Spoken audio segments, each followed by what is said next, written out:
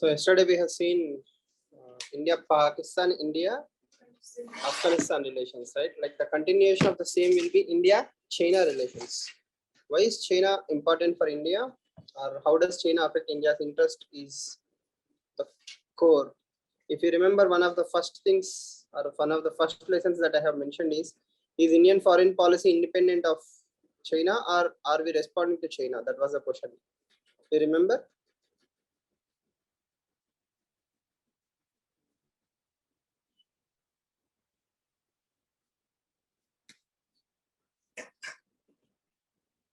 Okay.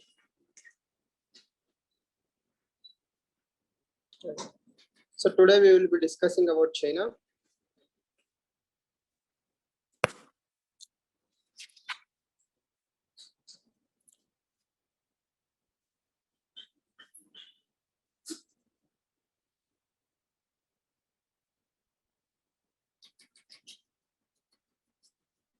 So if you see question number 3 in 2017,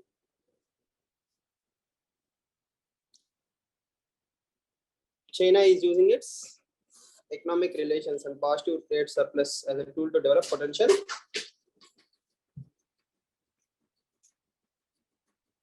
in the light of the statement. Discuss its impact.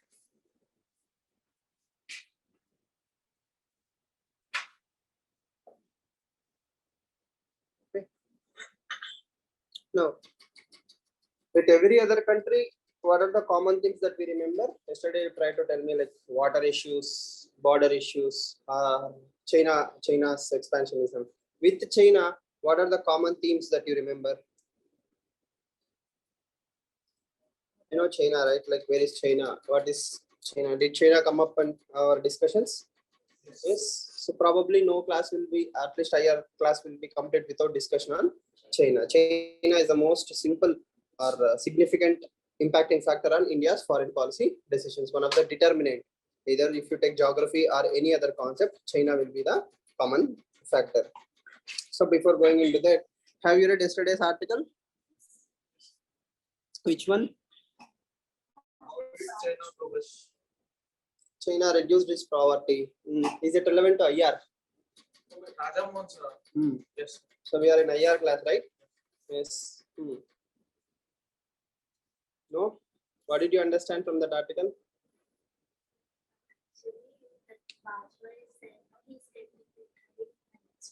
actually he wanted to maintain good relations with the surrounding countries. Okay. So he actually had to visit US, but due to COVID pandemic, it got postponed. All these are nuts and bolts, right? Like what is a major theme, summary of the article? He wanted to maintain good relations with all the countries, but Imran Khan is not with that opinion. Okay. Anyone else? Amo? With his power ending in he want to maintain good relations with all the countries from West also, from China is one of them also. But this is opposed by the democratic group that is led by Imran Khan. Is that the major takeaway? Like 1 year down the line, when you remember that article, the summary, that one-line summary you will remember, right? That is called as takeaway. When we read from day one, we try to remember all the 1500 words. But in the long run, after 1 year, you will only remember one line from that article.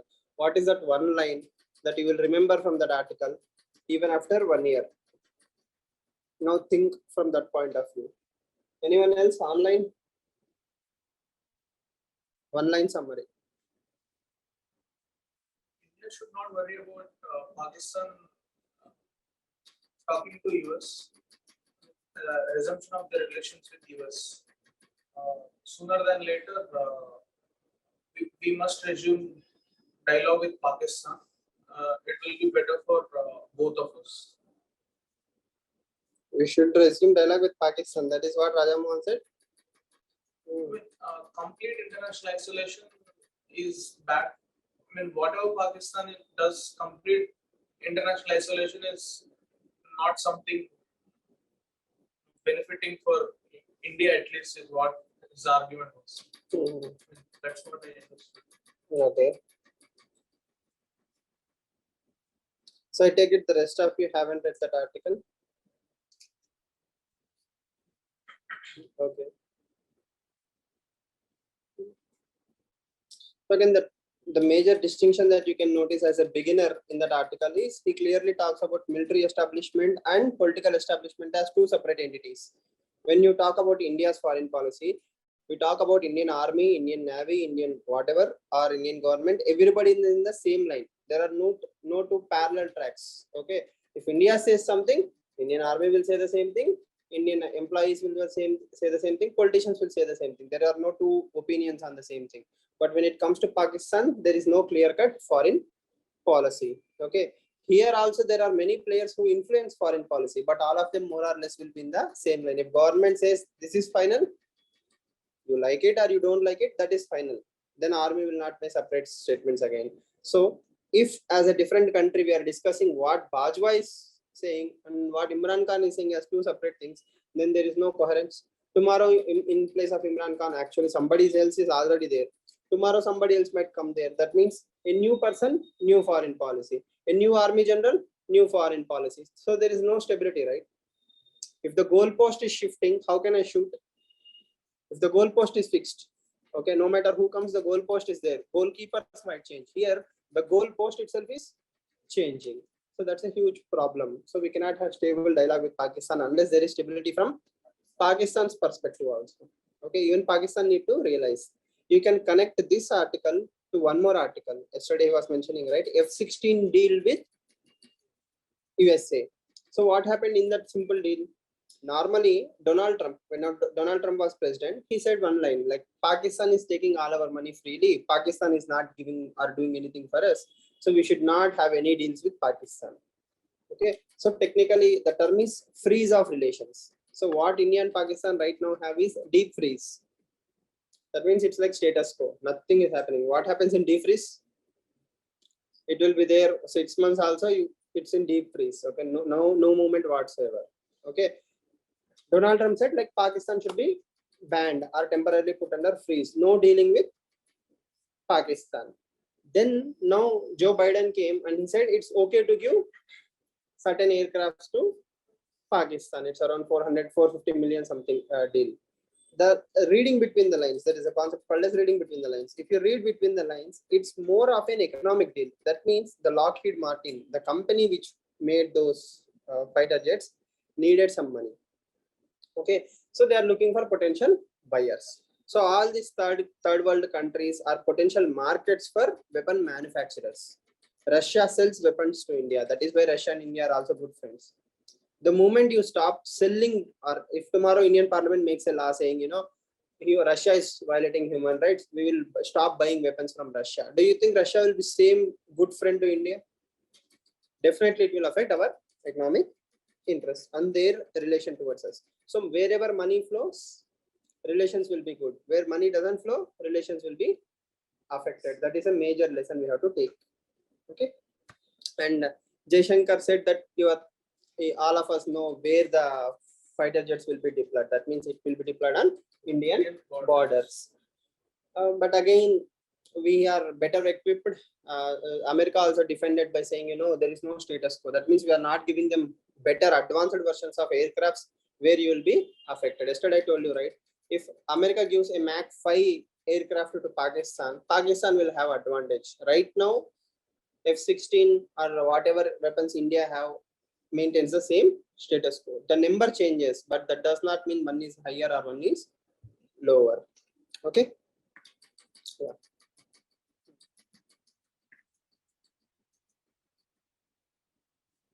So if you see the third question in 2017, the first line, China is using its economic relations as a tool to develop potential military power. Any keyword that comes to your mind?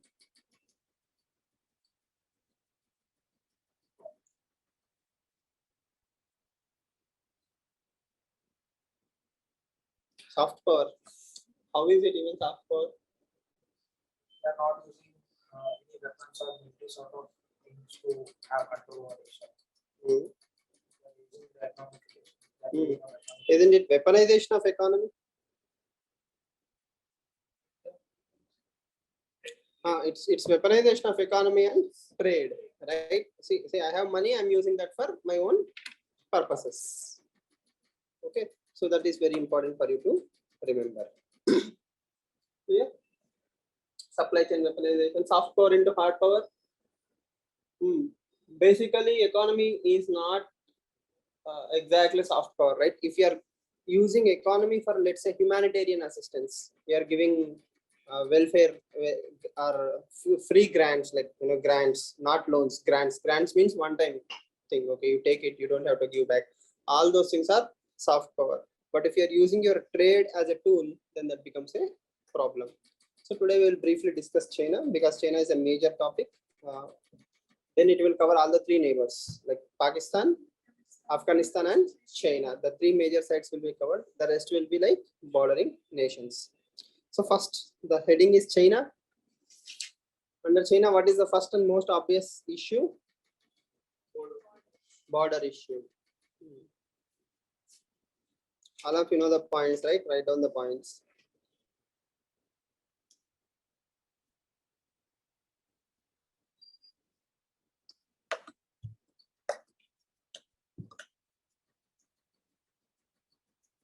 What points you will write?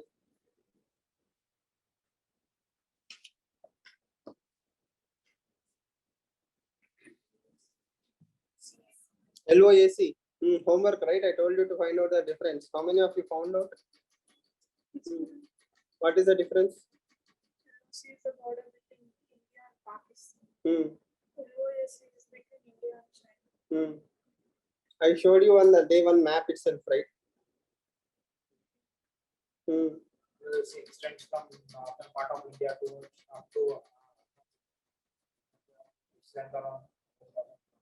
LOAC. Okay. There is like 50 to 100 kilometers apart from the big border. It is some sort of non-nomads. But the LOC has frequent integrations with Pakistan. Okay. See, the simple is not Pakistan or China, right? There is much more beyond Pakistan and China. What is the most obvious difference between China and, LOAC and LAC?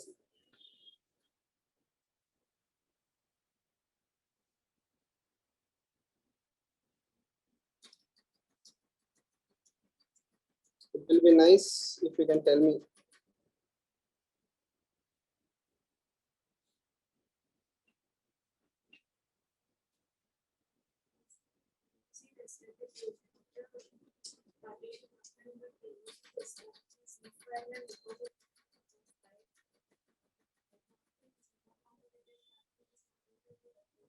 It is a legal agreement between China and India. LOAC is a legal agreement. But here due to some work LOAC is a legal agreement between India and China. LOC?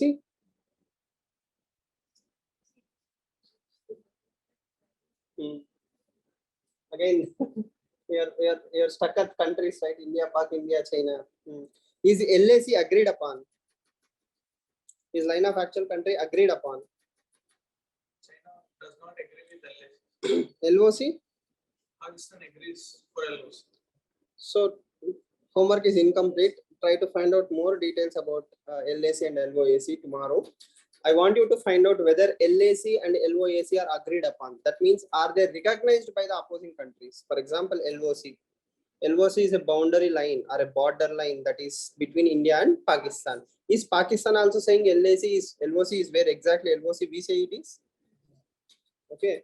Or is China saying LOAC is not fixed?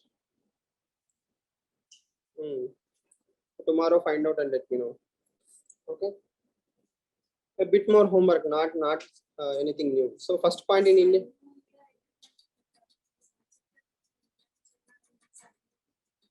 In which year? 1993. 62.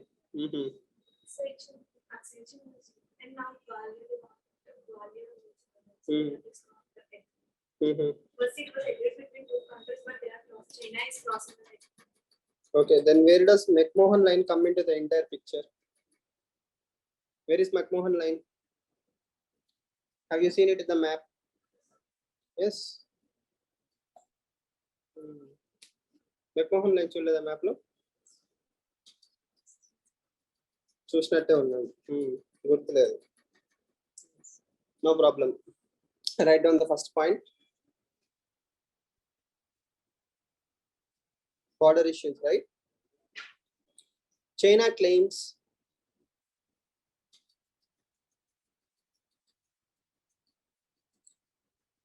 small territories in China claims small territories in Uttarakhand,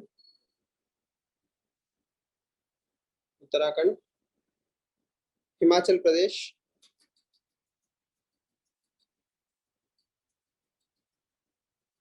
and Jammu and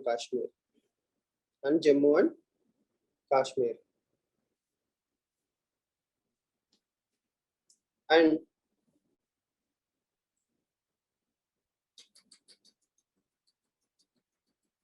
it is also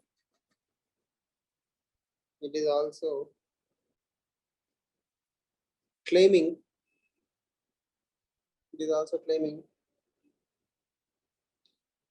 Arunachal Pradesh,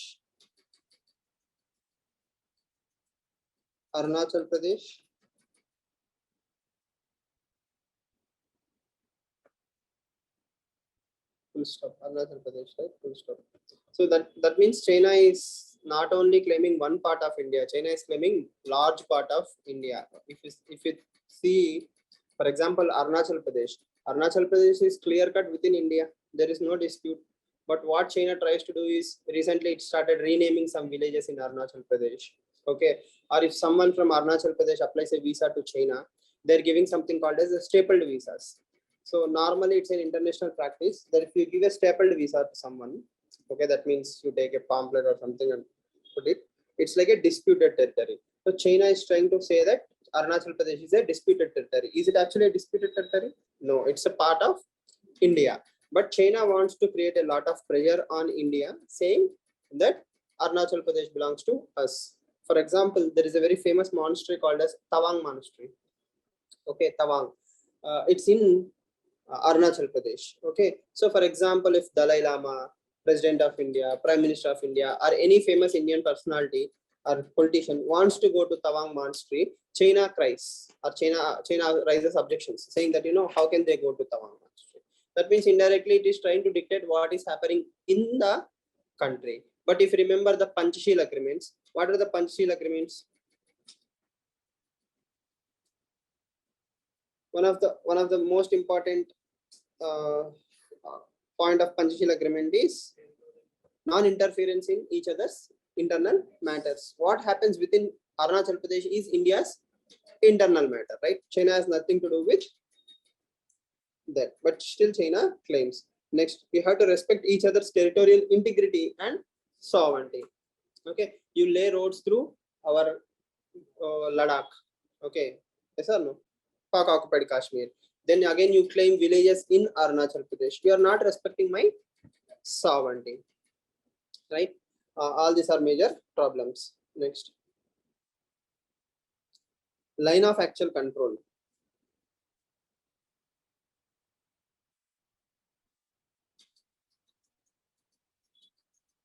It is a line up to which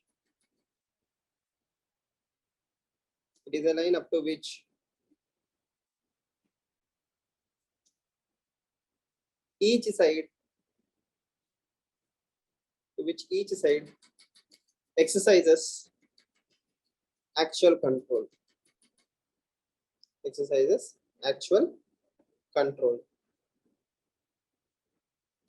Okay, so there is no mutually agreed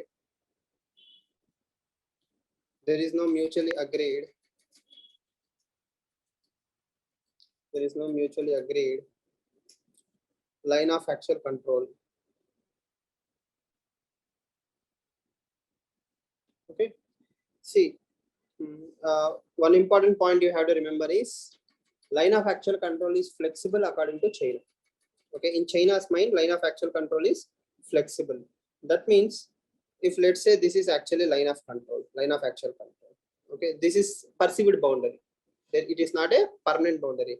Normally, permanent boundaries are called as international boundary line or international boundary, right? IBs. We don't have an IB with China. It's a perceived boundary. Perceived boundary means both of us have said like this is the boundary. So this red line is what? Line of actual control. In reality, what happens is, let's say 3 kilometers of either direction.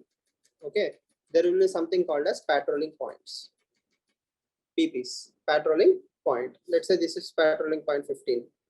Then patrolling point 16, some kilometers away, like hundreds of kilometers away. Like this, around like thousands of kilometers of territory is there. Yes or no? In all the territory, this red line is what? Line of actual control. But in reality, what happens is this red line will keep changing, right? Like for example, it will be like something like this. I mean, geographically, it is not possible to have a boundary over a road or a mountain. So you put the red mark around the mountain or something. So the boundaries will keep changing. Then automatically what happens? Your patrolling points will also keep changing. Yes or no? Sometimes it is further, sometimes it is closer, sometimes it is near. So these things happen. In reality, let's say if this is China side, this is Indian side. Okay. Armies or soldiers will only go up to PPs, patrolling points. Standing at the patrolling point, they will see if everything is safe, everything is fine. They actually don't go to the red line daily. Okay, no soldier actually goes all the way till LOAC and sees okay, LOAC is here or not. Okay, these things are normal. Even China will follow the same convention that they will also have patrolling points. One fine day, China will start waking up and say, now this is the new LOAC. Okay, the dotted line. Okay, so what happened? The LOAC changed. The line of actual control changed. According to whom? China. But what is India saying? The darker, the continuous line is the line. The dotted line is not the new line. So this is called as 2 steps forward, 1 step backward policy of China. That means what China will say is, I will come 2 steps into the country. I will come 2 kilometers into India. Okay, then I will go back 1 kilometer. So what happened? Now China technically created a new LOAC. You understood? It came 2 kilometers into India. Then India pushed China back. Okay, China will go back how much? 1 kilometer. So did China lose or gain new territory? It gained a new territory, right? Actually, this first line is original line. Okay, this is occupied line. Now moving back only to half. So then actually China changed the status quo. That means China changed the LAC. So it's like a rope. If you keep changing the rope, what happens? Can you ever agree on the permanent boundary? No, right? So that is a problem. I mean, this is oversimplification, but for IR classes, this is enough. Like we don't need to do PhD and all those things, right? So for basic IR, this is more than enough. That the problem is China keeps changing the goalpost, just like the Pakistan. Okay. So if we have a permanent boundary line, then tomorrow, day after tomorrow, 10 years down the line, also still that line is boundary. But if you don't agree upon a line, what happens? I can change, you can change. India's nature is not to change. Obviously, whose nature is it to change? China. That is called as Chinese expansionism, right? Okay, so that is the importance of line of actual control. Next, Aksai Chin and McMahon line. MCMAHON. McMahon line. Aksai Chin and McMahon line. Okay, are also issues. Where is Aksai Chin? Beside Arunachal Pradesh. Beside Ladakh or within Ladakh? Besides Ladakh, not in Ladakh. Sure.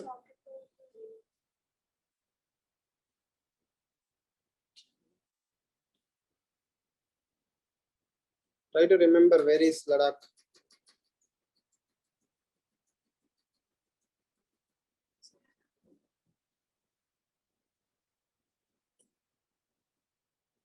Aksai Chin is in Ladakh only, right? The right side part, whatever is occupied by China. Next.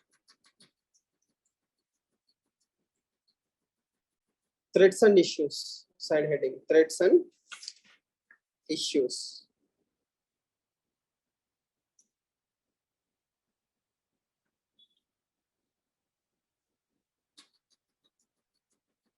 Chinese expansionism. Chinese expansionism.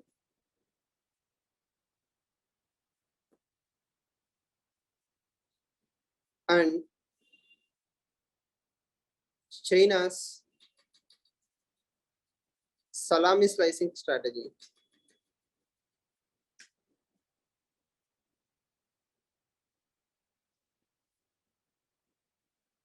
Chinese expansionism and Chinese salami slicing strategy is a threat.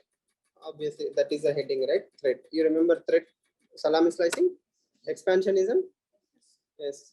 See, there are different theories, but if you see the map, Ladakh, Aksai Chin, Sikkim, Bhutan, Nepal, Tibet, all these are like buffer states between India and China.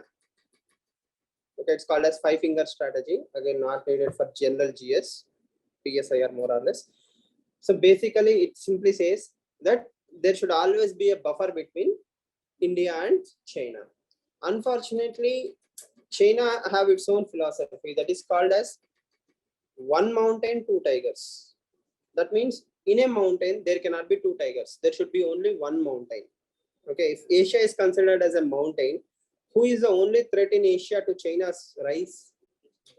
India, right? Because by sheer size, China dominates Bangladesh, Bhutan, and all these countries very easily.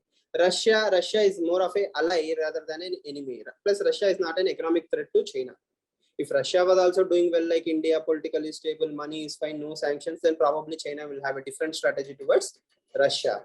But right now, Russia is a weak state. I mean, except for weapons, Russia do not have anything. Okay, but India have people, market, good relations, weapons, growth, future. So India has a lot of opportunity to be a competitor. So China wants to remind the world that I am the only king of Asia. Okay, so that is China's own philosophy, mindset. Next is the colonial mindset. Who created these buffer states? Who encouraged these buffer states? Britishers. The jewel of Britain was India, right? So India is the most prized possession of Britishers. They didn't want any other country to occupy India. So if you see history of India, Japanese almost conquered India. Like Japanese came till northeast. Okay, China had a good influence in Kolkata. That means everybody wanted to dominate India. So the Britishers wanted to create these buffer states so that they will act as a protection mechanism. The same policy is continued by China now. If you see Tibet is a buffer state between India and China. Okay, just beside Ladakh, Aksai Chin, there is a province called as Xinjiang province. Okay, Uyghur Muslims, I told you, right? Recently also we have now. So Xinjiang province, Tibet issue, okay, or Arunachal Pradesh, none of these areas, China have direct influence. China occupied Tibet. Okay, China occupied or China dominated Uyghur Muslims. That means the people in those areas are not totally happy with whom? China. Okay, so China always fears that these people might start uprising. There might lead to a civil war. Okay, why China has such kind of fears? For example, Tibet has a Buddhist philosophy, right? And their leader is Dalai Lama. Where is Dalai Lama? Dalai Lama is in India.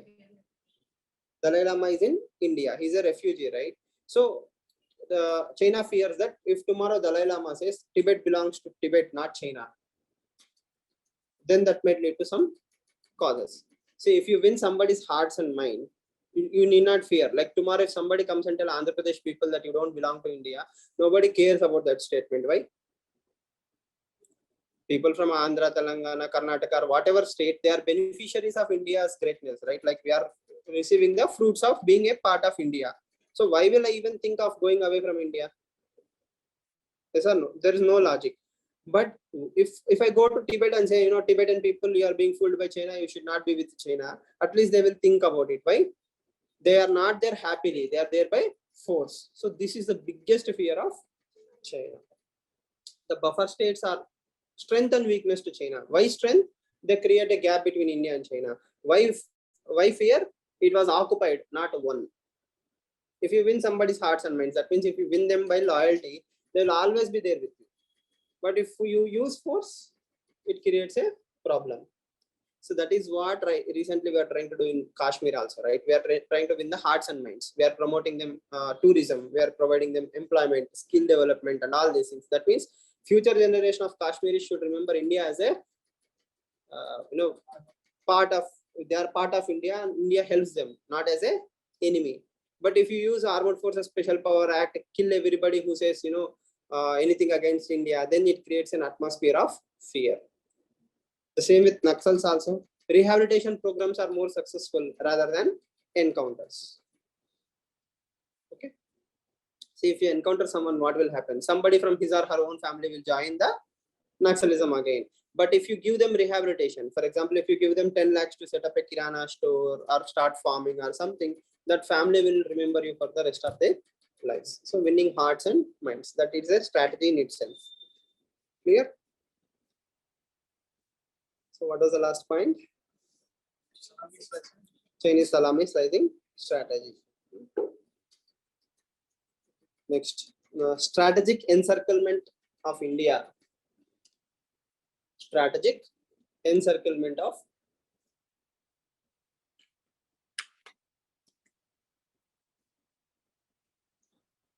India. What is encirclement? Surrounding India. In the brackets, you can write a string of pearls. Pearls. Pearls. String of pearl. Pearl. Gwadar. Hambantota. Yes. Sitwe. Not Sitwe. Technically, from Myanmar all the way to circling India in all directions is strategic encirclement. Next point, military aggression. Military aggression.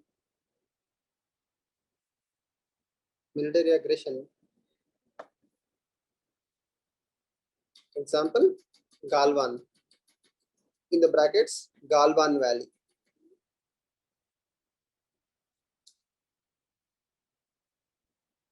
Next, growing asymmetry. Growing asymmetry in economic and military areas. Growing asymmetry in economic and military areas.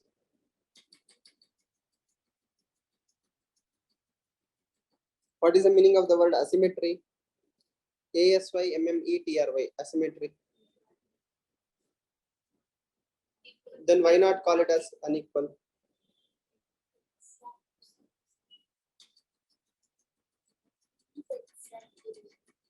Symmetry means exact. Asymmetry means not exact.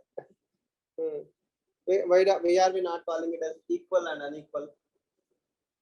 Imbalance. Asymmetry is imbalance. Okay. So why not call it as imbalance? Basically, whenever we compare the similar things, like that is where the imbalance will be brought out, like elephants to elephants, oranges to oranges. So here we are comparing defense budget to defense budget, or let's say economic growth to GDP to GDP. So similar things are compared. Okay. Asymmetry here is gap. The gap is in favor of India or against India? It is clearly against India. For example, if India's defense budget is, let's say, around $60 billion, China is having around 250 billion or 180 billion, anything around 200 billion. And Indian economy is $3 trillion economy, or 3.5. China is $13 to $16 trillion economy. So the gap between us is increasing. That is definitely a threat to India. Next point, China-Pakistan economic corridor. China-Pakistan economic corridor.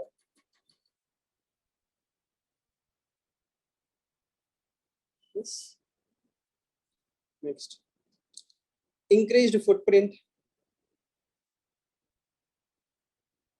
Increased footprint in neighborhood. Increased footprint in neighborhood.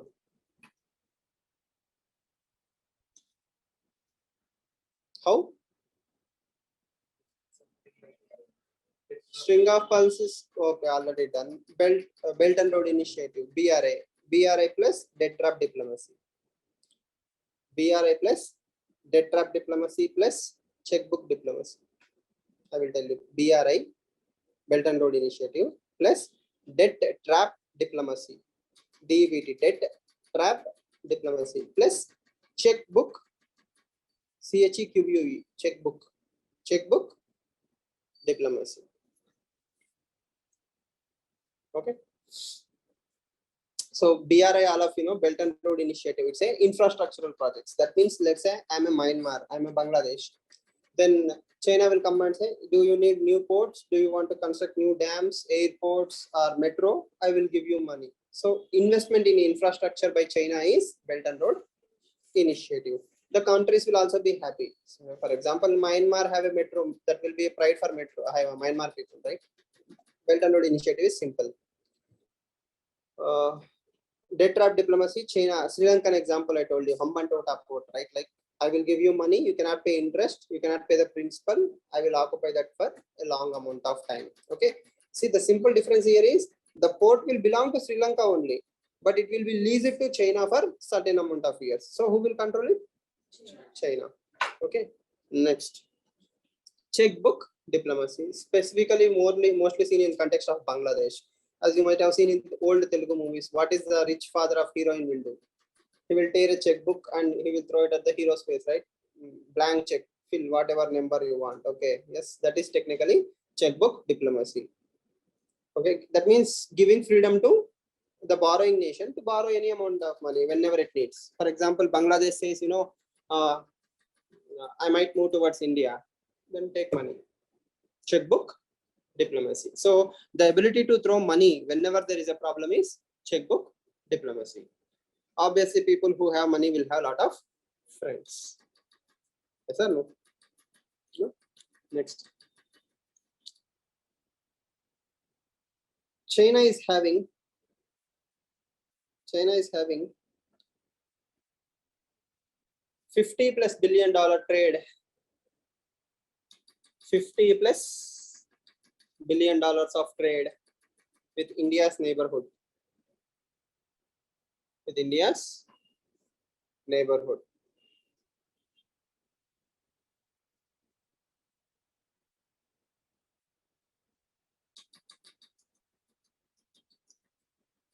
It also have, next point or continuation, it also have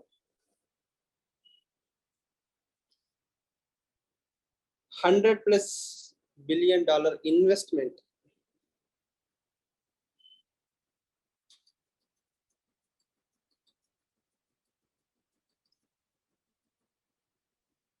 okay. So $1 billion is equal to 8,000 crores in Indian rupees. Technically speaking, 8,200 crores as of today. Okay, so $1 billion is 8,200 crores. So China has invested $100 billion in India's neighborhood. You can imagine the money. Yes or no? That is CSAT question. GS paper to CSAT. Okay, so that is the amount of money that China is pumping into India's neighborhood. So when such huge amount of monies are given to small countries like Bangladesh, Sri Lanka, Maldives, their loyalties will be tilted towards China. Okay, next. Aggressive use of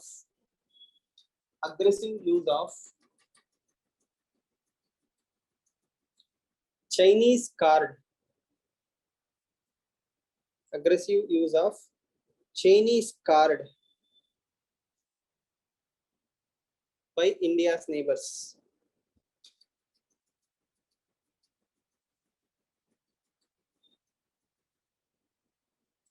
Aggressive use of Chinese card by India's neighbors.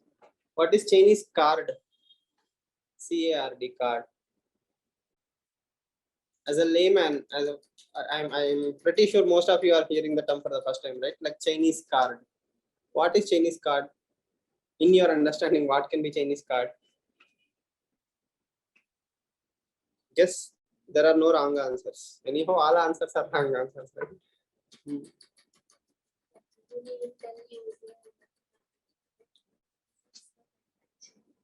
Chinese card. Okay. Among what can be Chinese card? Aggressive usage of Chinese card by India's neighbors.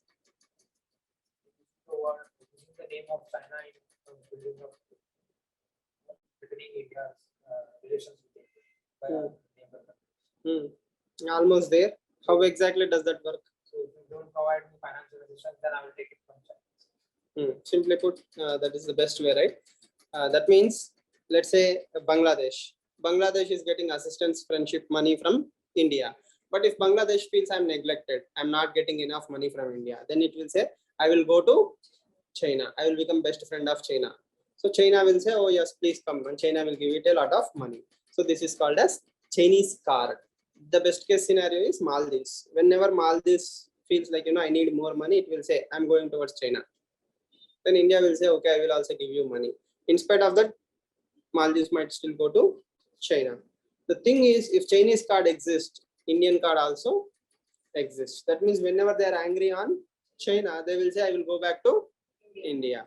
So the advantage of these sandwich nations or these small nations is they can use both China and India to make them better. Okay, so it works in both ways. If Nepal is moving towards China, India will start luring it. Okay, so that is exactly what Pakistan will do in case of USA and China. USA card and Chinese card. China is getting very closer to Pakistan, so that is why USA came and gave it aircrafts. Okay, you don't want your friend to totally go into somebody else's friendship, right? You still want to maintain some relation. It's like a bribe biscuit. Okay, yes. Chinese card by India, except Bhutan. Probably every other country is using Chinese card. Next.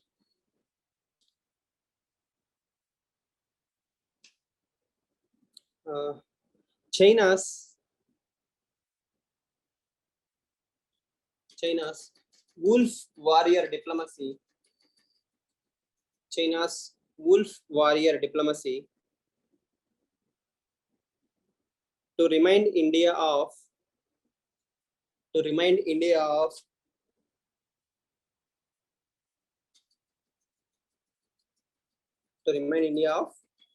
Asia's geopolitical hierarchy.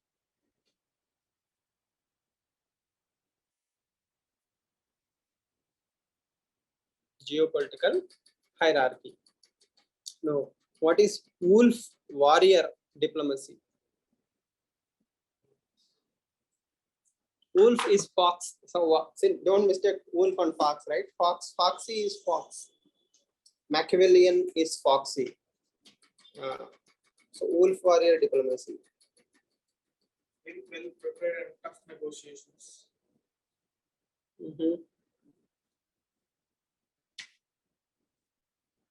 So all diplomacies will strive for national interest, right?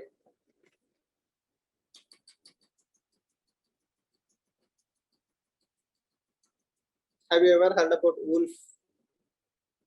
Wolf, all of you know, right? What is wolf called in Telugu?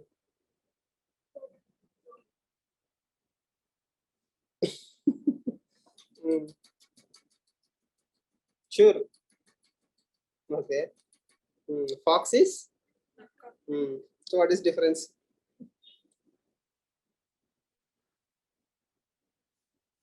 Wolf is Odelu, right? Yes. Fox is Nakka. Again, this is not biology class, don't worry. So basically, in China, there was a movie called as Wolf Warrior. Way back in China, there is a movie which was released called as Wolf Warrior. So based on that, China framed its own foreign policy called as Wolf Warrior diplomacy. So diplomacy is supposed to be, soft, It is more about dialogue and negotiation, not hard stances, not hard negotiations, hard stances. That means, let's say somebody criticized you. Okay, you again give back in diplomatic terms. You don't posture in a aggressive way. So wolf warrior diplomacy is more about aggressive stance of China. That means whatever, it's more about PR. Okay, in the sense, for example, if somebody says something about China in anywhere internationally, immediately next day a editorial should appear, or somebody in on behalf of China will write a column saying this is how China is doing, this is why China is doing. That means projecting Chinese side of the story in the way it wanted. Okay, so that aggressiveness in diplomacy is wolf warrior diplomacy. Okay, the thing is not that is not the important word in that line. The important word in that line is Asia's geopolitical hierarchy. Geopolitical, geography plus political and hierarchy. Hierarchy means here whatever I told you. Which country is top in Asia? According to China, China is number one. After China, India or some other country, Russia. So China wants to make it very clear. See, if you see the map, world map, the Asia, Indo-Pacific map, just below China, we have ASEAN countries, Vietnam, Philippines, small countries are there. Okay, those countries will definitely have fear of China, but they might start losing that fear of China. So if somebody has to be reminded that fear, who is number 2 in Asia?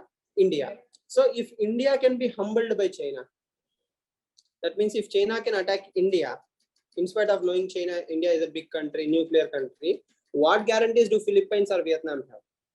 So they will automatically start fearing China. So whenever China says something against India or be aggressive against India, it is a message that is sent to entire Asia and Southeast Asian communities that behave or this will happen to you next.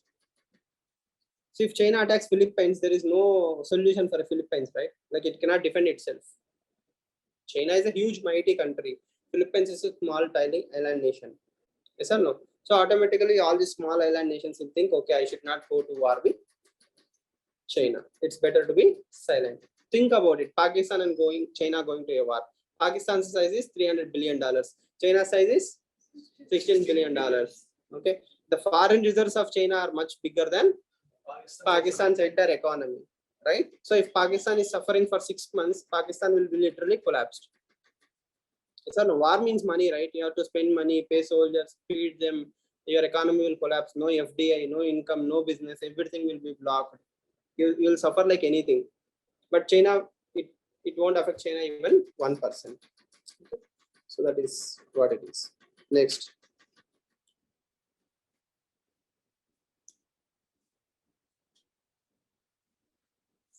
Interfering in, next point, interfering in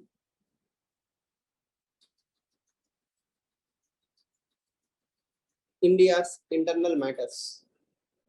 Interfering in internal matters. See again, in civil services or in general formal language, you never use the word foxy. You typically use the word Machiavellian. Niccolo Machiavelli, the person who wrote a book called as Prince. Okay, he was a minister, so he wrote a book called as Prince. It's like our Chanakya. So in Western parlance, whenever you wanted to say somebody is very cunning, deceiving, and all those things, he will say Machiavellian. Okay. Recently, in India we call them as Chanakya, Apara Chanakya. Yes, recent Chanakya, modern day Chanakya, BJP's Chanakya. Everybody is a Chanakya. Political strategies are Chanakyas. So yeah, interfering in India's internal matters. Example, Lavanya will tell us. Arunachal Pradesh. Anything else?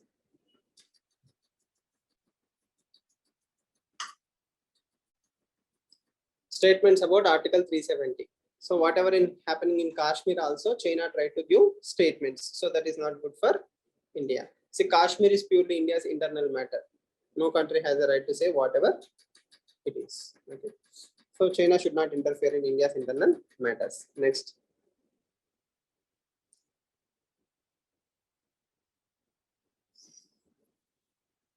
China is blocking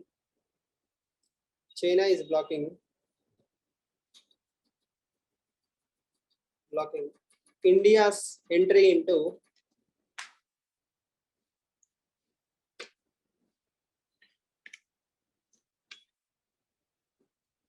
what? Nuclear Suppliers Group, NSG.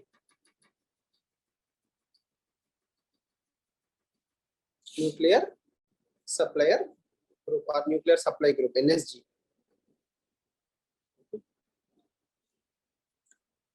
What is so special about this group?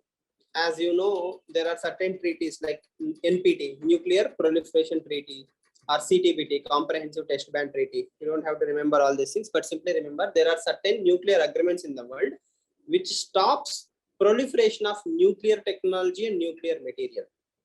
That means very few countries in the world have nuclear weapons. Okay, and even lesser countries have nuclear technology. See, there is a difference. Dual use of nuclear technology. Technology is a two-edged sword, right? I can use it for welfare of the people, or I can use it for destruction of the people.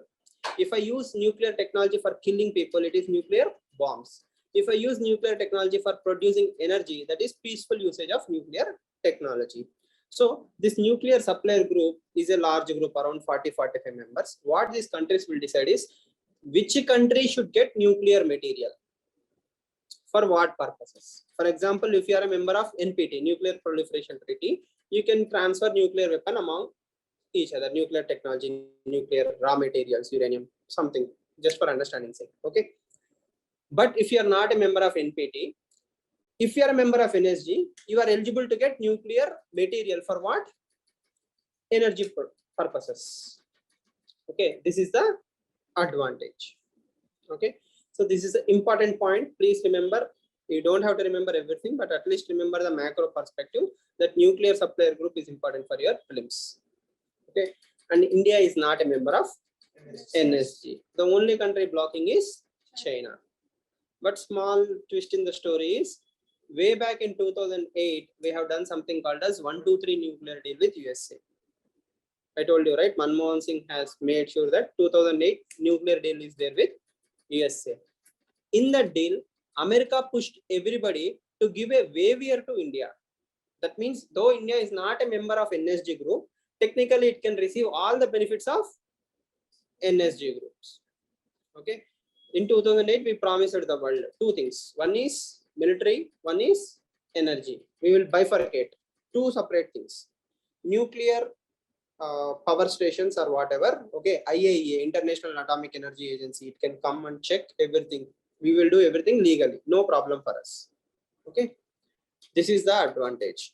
But as you know, if somebody has a nuclear raw material, they can also misuse the raw material for creation of weapons. But India is using it only for peaceful purposes. Okay, this you'll understand in context of Iran also. Same to same drama in Iran. Iran is saying that we will use it for energy, but everybody knows if you create energy, you can also create nuclear bombs. So Western countries are afraid that if we give nuclear material to Iran, they might divert some of it to weapon creation. Then Iran will become nuclear superpower. That's not a good thing. So everything is interlinked. Okay, next. China is the only P5 member. China is the only P5, capital P and number 5, capital P5 member which has not endorsed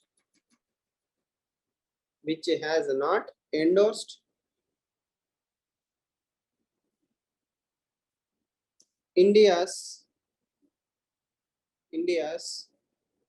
permanent membership,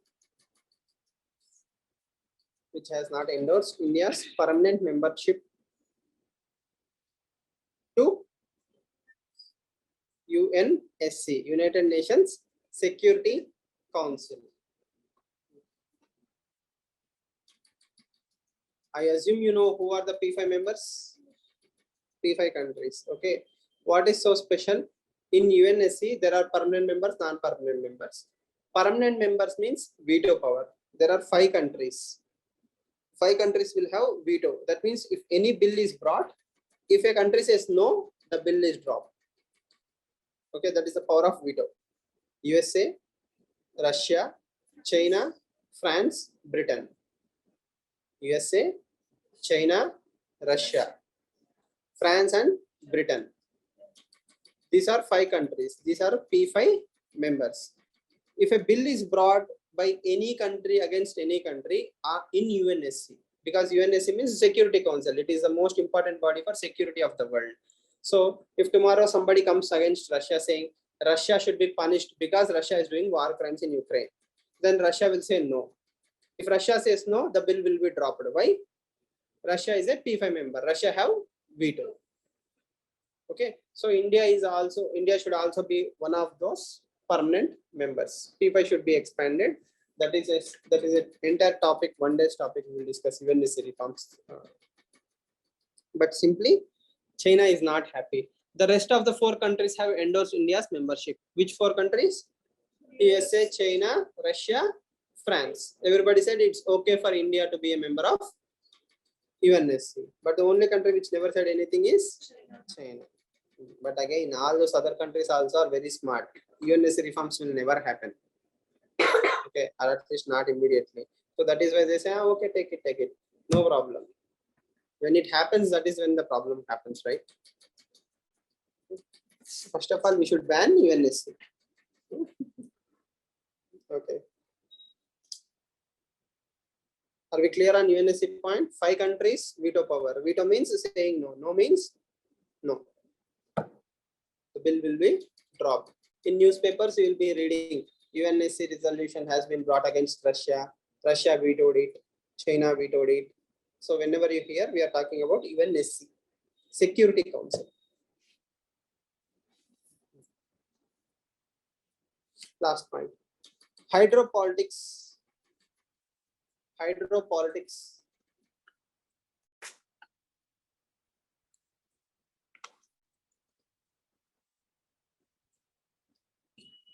Hydro means water.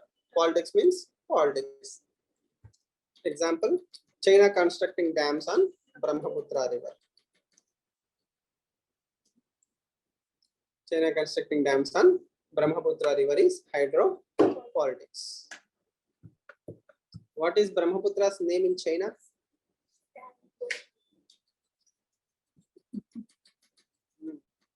Sure.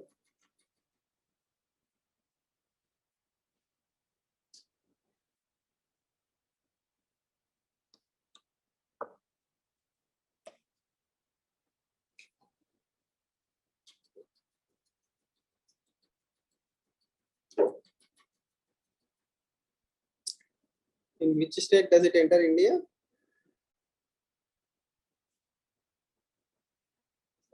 Arunachal Pradesh, not Sikkim.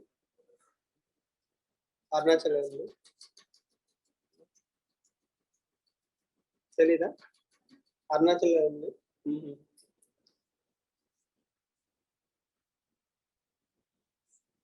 But does it go through Bangladesh? Brahmaputra River. Brahmaputra goes through Bangladesh.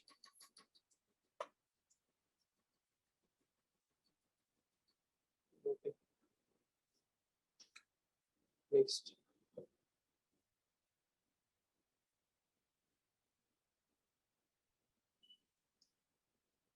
China's expansionism.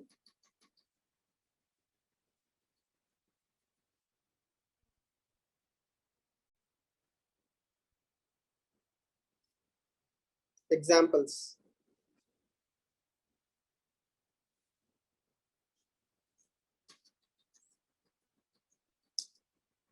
Let's say first Sri Lanka. A, under that A.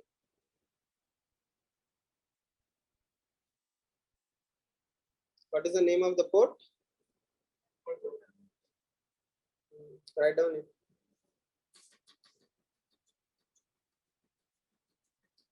Hamdan Toda Hambantota port. Okay. Next B, Bangladesh.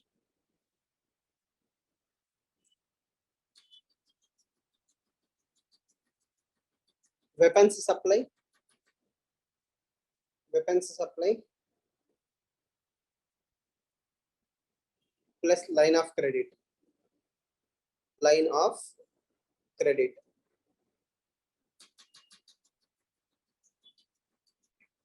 C. Myanmar.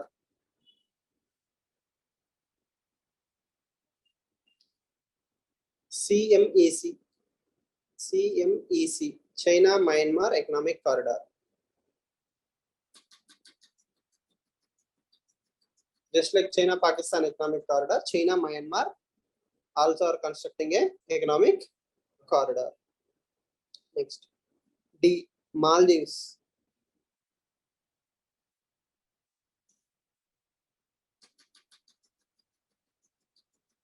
%70% of Maldives, 70% of debt is owned by China. Is owned by China. 70% of debt, DVT debt is owned by China. That means if Maldives have 100 rupees of debt, who gives 70 rupees? China. We can understand how deeply Maldives is indebted to China. Okay, next. Nepal. Infrastructural investments. Infrastructural investments and agreements. And agreements.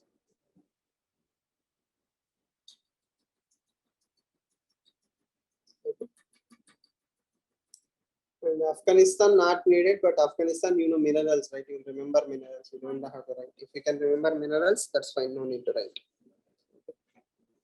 Next.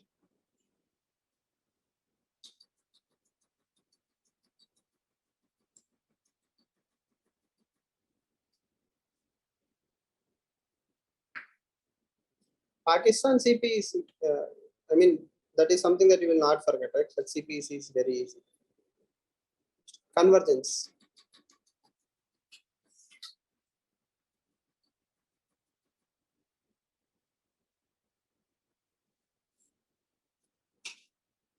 Convergence. Convergence. Pakistan militarization. CPEC. Pakistan is nothing but a colony of China right now, according to Christine Fair. So you can write every dimension, every negative dimension you can add there. Now, convergence. Point A. Panchashil Treaty.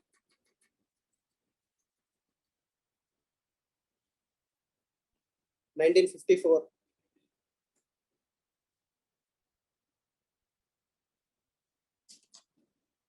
Next. Panchashil 1954.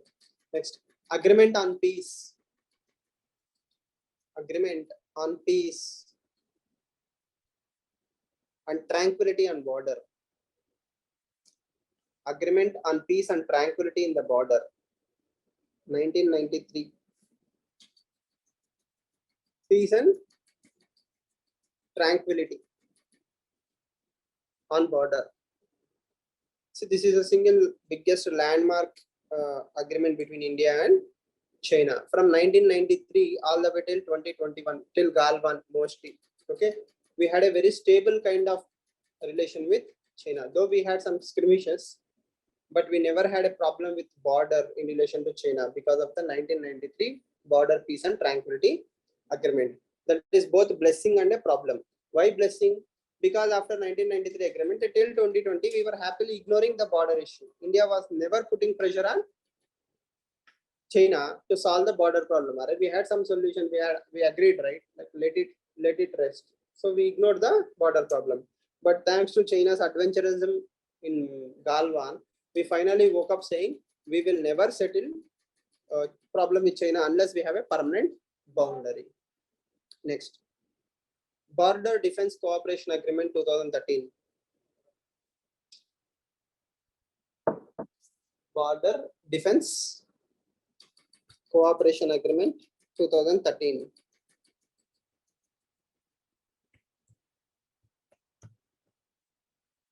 Okay. Bilateral summits. bilateral summits and visits.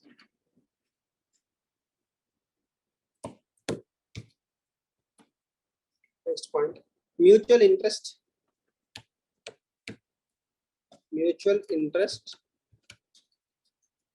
in WTO, climate change and counter-terrorism. WTO, climate change and counter-terrorism. These are the common areas of interest between India and China.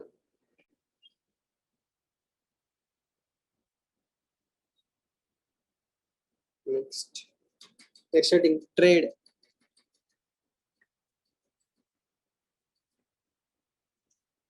Mutual interest on climate change.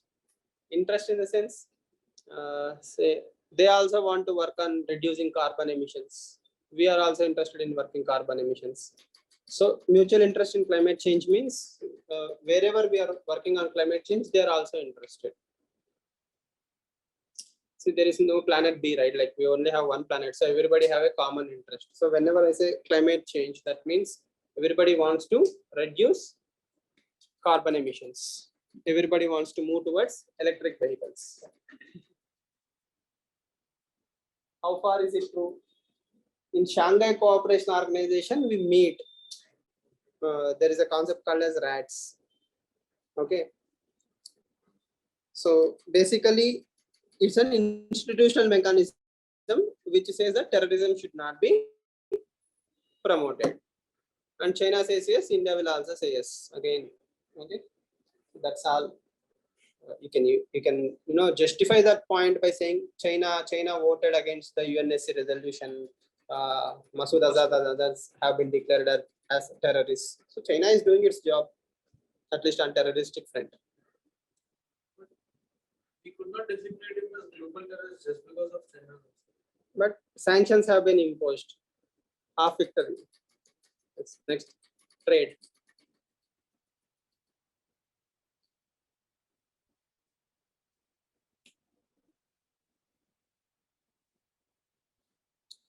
India's total trade with China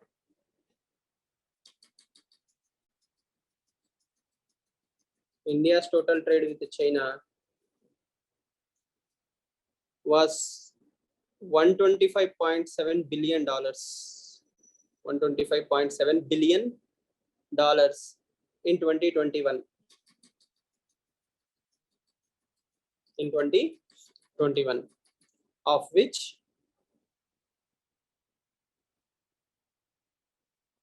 $97.5 billion. $97.5 billion is import or export? Imports.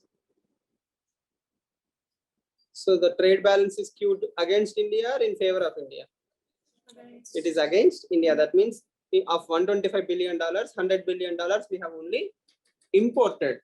Only $25 billion worth of goods have been exported to China. So China is benefiting from our relationship rather than India benefiting with China. So that's a huge problem. Okay. Next.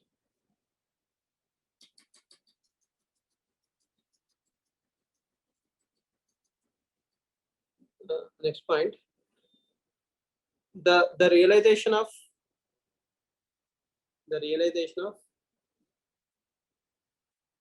over dependency on China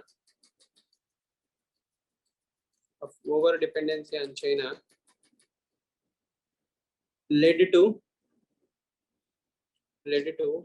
demand for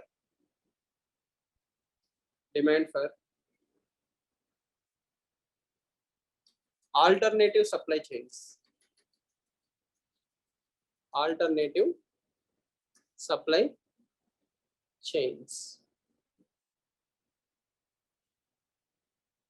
Yes. What is alternative supply chain?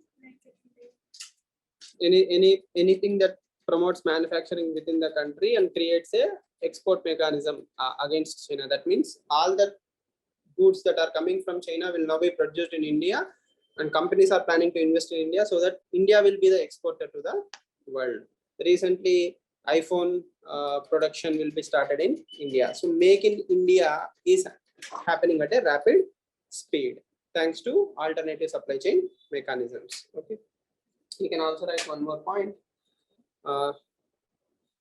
India along with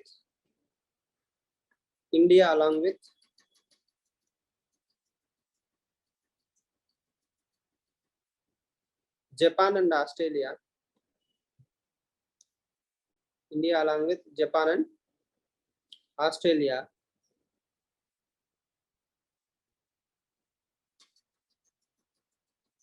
has started. India along with Japan and Australia have started supply chain resilience initiative.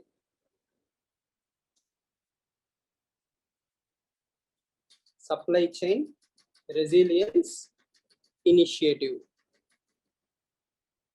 SCRI, supply chain resilience, RESILIENCE. SCRI, supply chain resilience initiative. Okay, what is SCRI? Supply chain resilience initiative. That means we are trying to create alternative supply chains which are resilient. Resilience means which will withstand any kind of difficulty, any problem.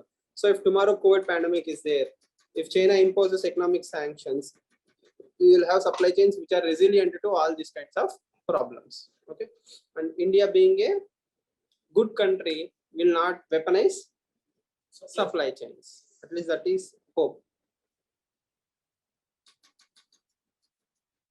Have you heard of a quote called as power corrupts, absolute power corrupts? Absolutely. Okay. So if tomorrow India becomes a $10 trillion, do you think India will stay this humble again? Or will India will also become like China?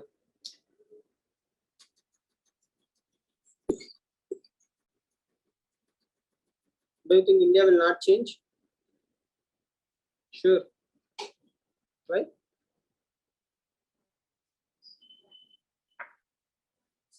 So the other day, I think someone, I don't know who, maybe Pradeep or someone was asking, India does not vote against individual resolutions. So that is what probably he read in the newspapers, right?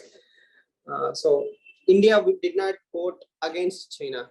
So in UNHRC, India abstained from voting against China in relation to Uyghur Muslims. Then India's response was, India follows a tradition that we don't vote against individual countries. So India does not vote in resolutions which are put against one particular country, targeting one country. Okay. So we abstained against Sri Lanka. We did not vote against China. We also abstained there. But just yesterday, India voted a resolution in favor of Afghanistan and voted a favor against Ethiopia. Okay. So if China and Pakistan are countries, Afghanistan and Ethiopia are also countries, right? The same country in the same month voted in two different stances in two different ways, and in one place we are saying we don't vote against resolutions against individual countries, but when it came to Afghanistan and Ethiopia, we voted against individual countries. So what does that tell you? Countries matters, right? If it is big country, if China, if you vote in favor of China or against China, it will affect your interest immediately. If you vote against Ethiopia, nothing will happen to you. Okay. First of all, if UPSC aspirants don't know that we voted against Ethiopia, 99% Indians will never know. Yes or no? Matter over. So power. When power comes to you, it decides. Like if you are very powerful in context of Afghanistan and Ethiopia, we have a different stand. When it comes to Sri Lanka and China, again power numbers change because Sri Lanka can affect your interests. Yes. China, definitely yes. So it's better to be safe there. In Ethiopia, nothing will happen. Yes or no? Again, India has taken the right stance. I am not criticizing India as a stand in Afghanistan or in Ethiopia. But what I am trying to tell you is, don't believe whatever you see in the newspapers or whatever India says. We do vote against independent nations, but again, it's a rarity. We don't do that on a daily basis because whenever we vote, we will be, let's say, against Russia or China. In such cases, abstaining is the best policy.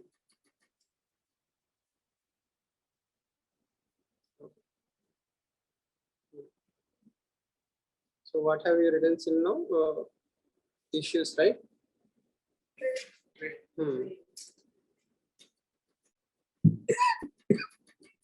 Way forward. Again, this is just for basic idea. What is happening with China, you should know in 2022. That's all. I'm not going into backgrounds. So after Galwan incident,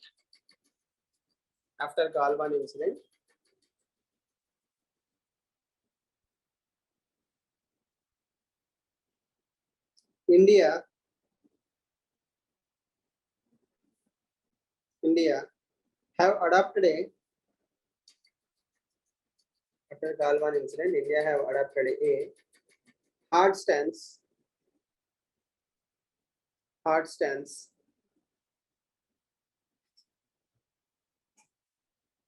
saying that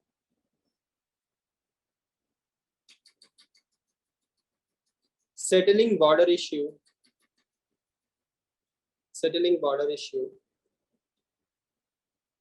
is a priority.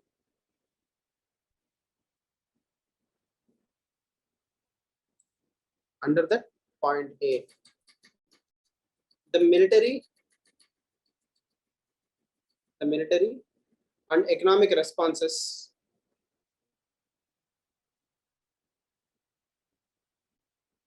were swift and decisive.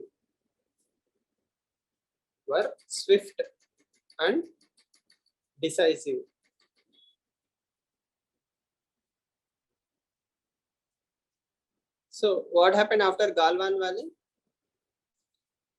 Immediately after Galwan Valley, India have sent its military. Okay, India sent its military and we have occupied the heights. So whenever there is a valley, if you are occupying the height, it's easy for you to dominate the valley. So whoever occupies the hills dominates the valleys. Common sense, right? Like uphill battle is always difficult. Okay, so if you're on the top, it's easy for you to see the enemy coming towards you. But if you're on the bottom, it's very hard for you to climb the slope. Okay, so India swiftly moved its military.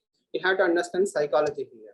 Okay, from 2000 to 2020, India had a timid nature. Timid nature means we were, first of all, we didn't have a plan. We'll laugh when I say, till 2008, India never bothered to construct border roads with China. Till 2008, it's not like 1960, right? 2008, very recently only. Till 2008, India didn't have a plan to construct even border roads with China. So if we have a war with China, how will you send the goods? We didn't think that far. We always assumed we will not have a war with China. Being pragmatic is one thing, having a theory is one thing. The best case scenario is never have a war. Okay, but if a war happens, you should be ready. How will you move your troops? We don't have roads. Okay, that was how bad India's planning was. Okay, only in 2008 we started doing all these things. Obviously, by that time, China has done all its groundwork. China has rails, roads, everything. Tomorrow with India, China is ready with infrastructure. India is not having the infrastructure. When we started constructing, China started crying. Why are you constructing roads now? Are you having plans to attack us? And all these things. The same thing China have done. Then we didn't say anything. That was our foolishness, their smartness. Okay. The summary here is India was always timid. That means why provoke China? Why fight with China? Okay. Let's say there was Quad after 2004, all the 4 countries came together. I told you, right? USA, Japan, India, Australia. Their navies came together and helped the Indian Ocean region. So they thought, why not convert this into some program? Okay. So they were planning nicely. Then one day China came and said, Quad is like Asian NATO. You are trying to dominate the Indian Ocean and suppress me. You are trying to suffocate my growth. Then India said, okay, you are offended. Then Australia, you are not invited to Malabar exercises. That means we stopped inviting Australia to Quad exercises or other military exercises. So we were respecting China's wishes. You understand the concept, right? We were always afraid to offend anything that offends China. So this was our nature. Okay, if America says come closer to us, okay, China will get offended. I don't want to do that. Everything we give priority to China. In spite of giving all this respect, China did not live up to its neighborly expectations. They backstabbed us in Galwan incident. 22 innocent Indian soldiers were killed unnecessarily because of Chinese provocation. Okay, so this led to a clear-cut idea that China is, working for its own selfish interest. It will never be good to India. No matter how good you are to China, China will never be good to India. The only solution is permanent border. And please be very clear, China-India border is not a geographical problem. We have the best satellites in the world. We can even take American satellite helps to clearly demarcate a boundary with centimeters also. Not even kilometers. With that accurately we can create a map. But the problem is, it's a political problem. India-China border is a political problem, not a geographical problem. In 1960s, it was a geographical problem. We did not have the technology. In 2022, we have the technology. Okay, so if anybody says it's a geographical problem, it's not the case. Okay. Second, so after realizing this, we were working on one thing, that is permanent boundary. Okay, China does not want that. We requested status quo. That means before Galwan incident, how was the map? We want that kind of map. Along with that, we need a permanent solution. So this is what India is pushing for. Okay, what China is saying is separate these two things. Okay, that means border issue is border issue. Rest all issues we will work together, because we don't have any issue with China apart from border issue, right?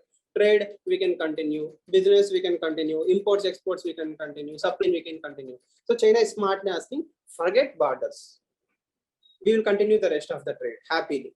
Everything will be normal. Why? $100 billion is coming from India to China every year, but the money is very small. It's around 3% of overall China's trade.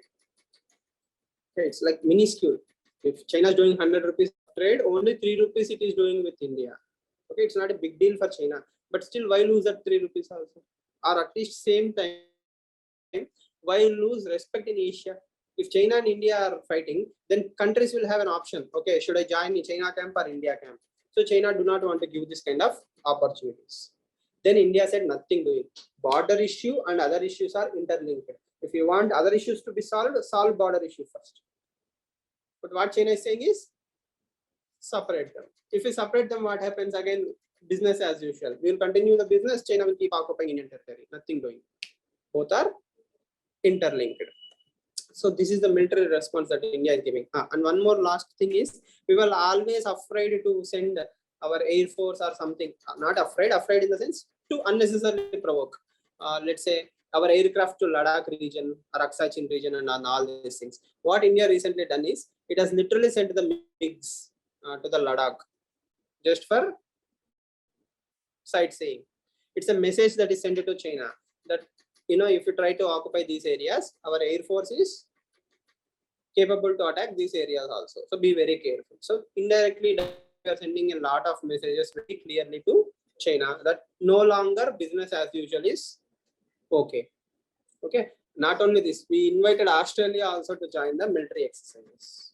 So India is no longer saying, I will offend China. If I'm offending China, I'm happy. Earlier we were afraid to offend China. Now we are happy to offend China. That is a mindset change that happened in India because of China. Galwan incident. Okay. In the same way, we had something called as Make in India in 2015. Okay, we had something called as Make in India in 2015. In 2020, we announced something called as Atmanirbhar Bharat. Okay, Atmanirbhar Bharat is Hindi version of Make in India. But the advantage of Atmanirbhar Bharat is two. One is, many companies want to vacate China and come to other parts of the world. Okay, India is providing that opportunity. The world market is changing, and India also woken up that just like Make in India, we started and ignored, we should continue Atmanirbhar Bharat. So if you open Nitin Gadkari's Twitter page right now, you will see that Mercedes-Benz has for the first time created an entirely Make in India car. Okay, that means earlier Benz used to assemble in India. We were not Make in India, we were assemble in India. Right now we are Make in India. A LED TV totally made in India. A car made in India. Okay, electric vehicles made in India. So that there is a huge push towards Atmanirbhar Bharat. Okay, thanks to China's adventurism, India has finally woke up that we need to do all these things. If it was not for China, probably we wouldn't have pursued Make in India. Even right now, Apple phones, Pixel phones, okay, many major names in telecom industry are planning to work in India. At the same time, Indian security agents like ED, CBI, they are attacking Xiaomi offices. If you see, Xiaomi phone, MI company was attacked. I mean, attacked in the sense they were raided for the income tax. Okay, or Oppo company. So we are discouraging Chinese mobile companies. Okay, at the same time, we are encouraging production of other variants. So everything is working against China and in favor of India. So this is high time that India take the advantage. So this is economic shift and military shift. Luckily, Atmanirbhar Bharat is here to stay. Tomorrow, if some other country comes also, they will be happy to invest in India. One more program is Product Linked Incentive Scheme, PLI. That means you are a German company. You want to come and set up shop in India. You produce certain amount of goods. We will give you discount, tax free.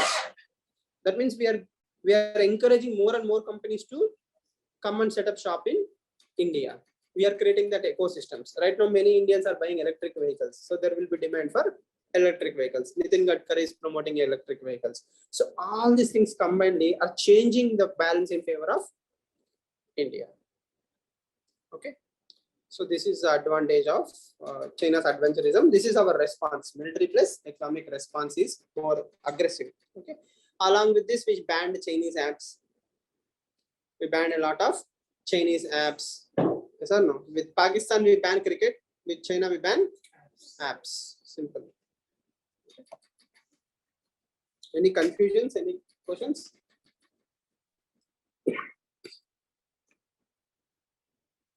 So what was the last topic? We have briefly summarized China relations, right? Like 1 page, 1.5 page, 2 pages. No. If you go back to that question, 2017 question, what is the question? China is using its economic relations and positive trade surplus as a tool to potentially develop military power status in Asia. In the light of this statement, discuss its impact on India and her neighbors, or discuss its impact on India as her neighbor. So how is China using its money power to control its neighbors? Okay, and what is the direct or indirect impact that India have? Okay. This is just one part of the story. The other part of the story is Indo-Pacific. When we discuss Indo-Pacific, it will make more sense to you. Because as I said, no single country is complete. Everything is interlinked.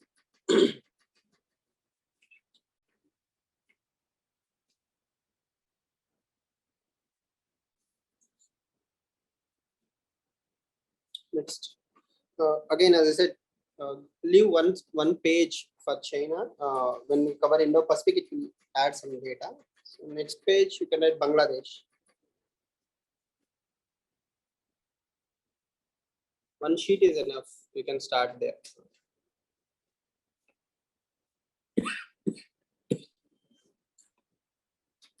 Right. See, Bangladesh is a positive example for boundaries or borders. With every other country, we have issue with the neighbors, but with Bangladesh, we have a positive story. What is that positive story? First of all, we created Bangladesh.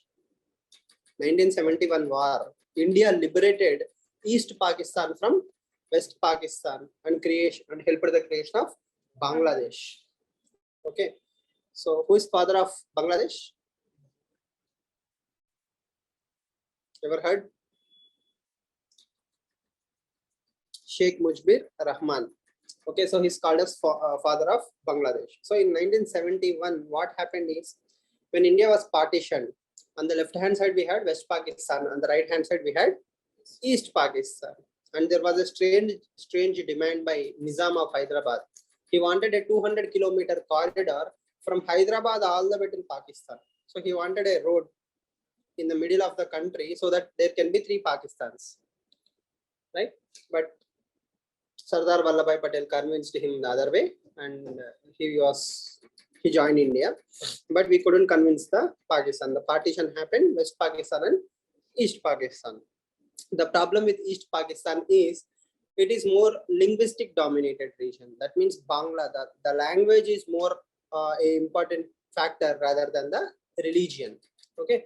Immediately after the death of Jinnah, which is 1 year of Pakistan's creation, it fell more or less into the hands of the Pakistan military.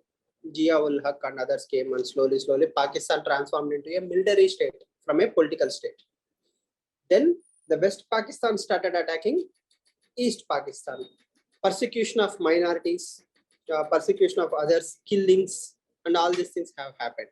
So that is when India decided to enter into creation of Bangladesh. So if you create a country, it is technically expected that it should be loyal to the creator. So India and Bangladesh relations are very strong from that factor point of view, goodwill point of view. Okay, not only that, whereas West Pakistan is failing state right now, East Pakistan is a story of success. If you look at Bangladesh, its per capita income is better than India. Its health indicators are improving. Its industrialization is good. So Bangladesh is a shining example of success and development, whereas Pakistan is an example of failed state, military, terrorism, and all these things. Bangladesh development, Pakistan failure. So you can showcase it in that perspective also. So these are all the special points of Bangladesh. And as I showed you in the map, except for a part of Myanmar, Bangladesh is more or less India locked. That means Bangladesh is totally dependent on India. Though it's a good thing and a bad thing. Why a good thing? Because it shares one of the largest boundaries with India. Almost on all the sides it has India. Okay, and it also comes into the Indian Ocean, the Bay of Bengal, right? Like again, there is a Indian domination. So Bangladesh is heavily dependent on India. Clear? Then write down the first point, borders.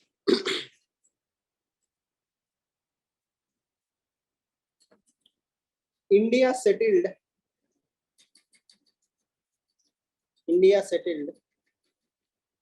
land and maritime issues. India settled land and maritime issues with Bangladesh peacefully.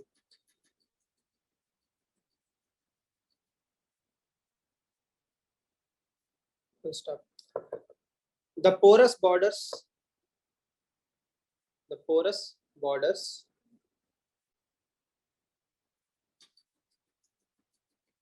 led to illegal migration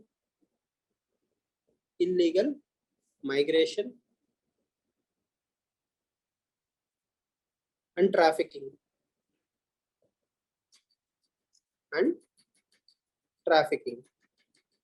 Now, as all of you know, what is the difference between a migrant and a refugee?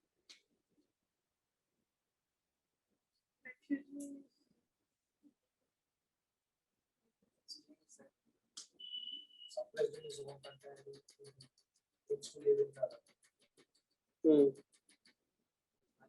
it's just to like have the development.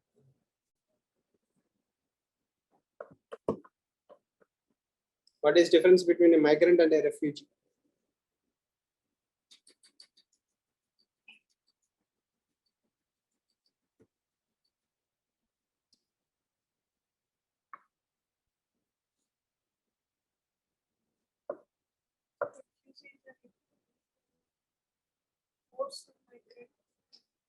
Forcing by the circumstances or the conditions in the nation. Migrant is his own,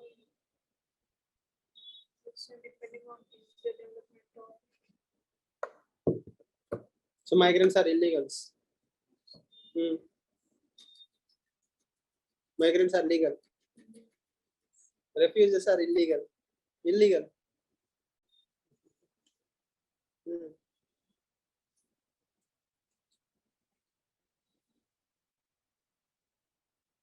migrant with his own will, he comes. Refugee circumstances make him move. Okay, refugee is forced to leave, or migrant is okay. In both the cases, there are legal and illegal. Mostly, refugees are victims of circumstances. That means most of the times a refugee is someone who is escaping a particular area because of a circumstance situation. Mostly it's about ethnic violence, racism, religion, caste, or something. Recently, climate change. If somebody is escaping a part of the world to move to a better place, he's a climate refugee. Rohingyas are refugees. Tibetans are refugees. So they were escaping Chinese military. Rohingyas are escaping Myanmar's military. Tamils in Sri Lanka are escaping Sinhalese attacks. So everyone who moves to this country because of fear of death or something is called as a refugee. Refugees are not coming to your country willingly. Okay, internally also there can be refugees, internally displaced people. Okay, whereas migrant is someone, as they were pointing out in the chat box, who are voluntarily coming to a part of the world on their own admission. Okay, migrants can be legal and illegal. If you go to USA on visa, you are a migrant. Okay, but if you stay beyond the visa, you become illegal migrant. Okay, so illegal migrant is who can come through a official route but stay beyond the hospitality. He is also a illegal migrant. Or if someone crosses the border without your permission, let's say Bangladeshi came to India by crossing a river, he is an illegal migrant. Okay, not a refugee, illegal migrant. He came through visa, but he stayed beyond visa. Then also he is illegal migrant. Okay, so that is the difference, major difference. Migrants are looking for better life. Most migrants are looking for better life. So all of us are technically migrants. We all came out of Africa looking for better life outside Africa. So everybody is a migrant going to the roots. Okay, but modern day, after the states and all these things, refugee and migrants. So now the problem with Bangladesh is there are two batches. One is 1971 war refugees. When 1971 persecution was happening, people are being killed in Bangladesh. Where did they escape to? They escaped to India. They are refugees. Refugees are welcome. India said, okay, come to India. No problem. But what was our expectation? After the war stopped, you will go back. That is one hope. So Dalai Lama is the most famous refugee. He came in 1950s. In 2022 also is here. Okay, so that is a problem with refugees. If you say you are welcome here, you have to bear them. Okay. Then after 1971 war, lot of Bangladeshis started settling in the northeast part of India. For example, in Assam and other places, their families, their family members, slowly everybody started migrating to India. So the problem with Bangladesh right now is illegal migration. Illegal migration is such a huge problem that once upon a time Assam was a Hindu dominated state, like Hindus were majority. Then slowly it changed to a Muslim majority state. That is a demographic change, not entire Assam, some districts in Assam specifically. Okay, that means the areas which share border with the district which share border with Bangladesh, they are starting to change the demography. That means Muslims or other people have started increasing in numbers. Around huge number of population came into India. Okay, so that is a problem with illegal migration. Okay, but that is happening because of porous borders. Porous borders means borders which are having a permeability. That means you can come through. Technically speaking, there are around 54 navigable rivers between India and Bangladesh. If there are 54 rivers at the night, let's say at 10 p.m. or something during monsoon season, if you cross the border, you came to India, that's it. Okay. Yeah.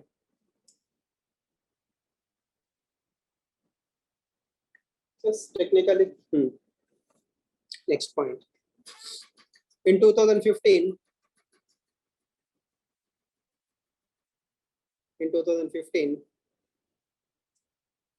they exchanged 111 enclaves, 111 enclaves in land boundary agreement. In land boundary agreement.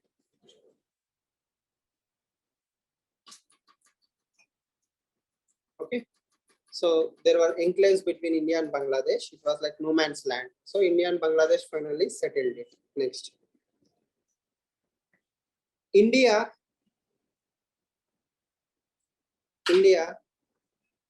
settled maritime boundary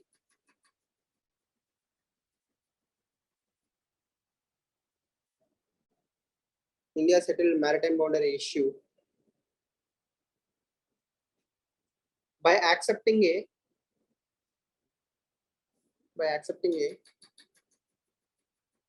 international tribunal verdict.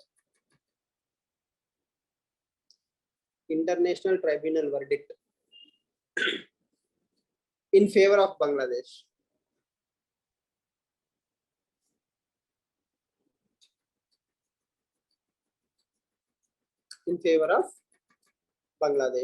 That means India and Bangladesh had a border issue, maritime border. Okay, we went to an international tribunal and the tribunal gave the judgment in favor of Bangladesh. In spite of this, India accepted the judgment. Okay.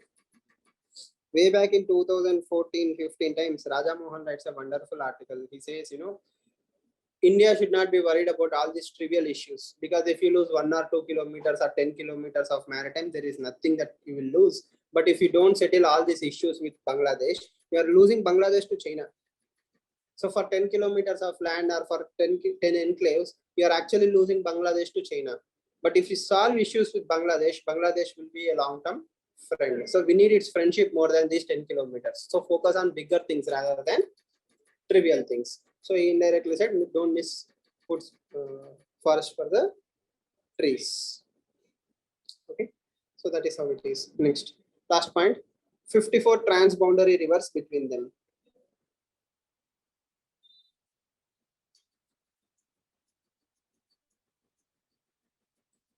Transboundary rivers between them. So these are all border issues. Technically speaking, in internal security, you will learn one more fact, that around 90% of India-Bangladesh border has been fenced. That means there is no way to enter into India. 90% of the land has been covered. Okay, very few areas are covered. And one more suggestion that Raja Mohan suggests, or many experts suggest, is work permits rather than visas. See, for example, many people come to Hyderabad from in and around Hyderabad, like 100 kilometers or 60 kilometers away from Hyderabad. They take the early morning bus or train, they come to Hyderabad, work, and in the evening they go back. Yes or no? So that means if there is an opportunity up to 100 kilometers, people are willing to travel for a better livelihood opportunity. So if you see the Bangladesh border, majority of it is covered with Indian cities, like whole of Indian states. Yes or no? So if you give them work permits, that means you give a Bangladeshi citizen a work permit. That means he can come to India from Monday to Saturday morning times. He will work in India and he has to go back to Bangladesh. Right now, why are people illegally coming? We don't have this system. He has to come to India to work and he has to stay in India. He cannot keep on crossing every day, right? It's not a small fence. It's a very risky thing. Will be shot dead. Yes. So if we encourage the work permit culture, then the migration will technically stop. At the same time, we will get cheap labor. The entire problem will be solved, right? The areas will grow, and wherever the money flows, automatically relations will get stronger. So work permits is a much logical solution rather than visas. And if the proximity is very less, what's the harm? And you can enforce a stricter checking and all these things also. If somebody is coming into India, going back into India, it's easy to check them. We can use technology. Again, that is what I said, right? Like work permits has to be enforced. It is a collaboration between Bangladesh and India.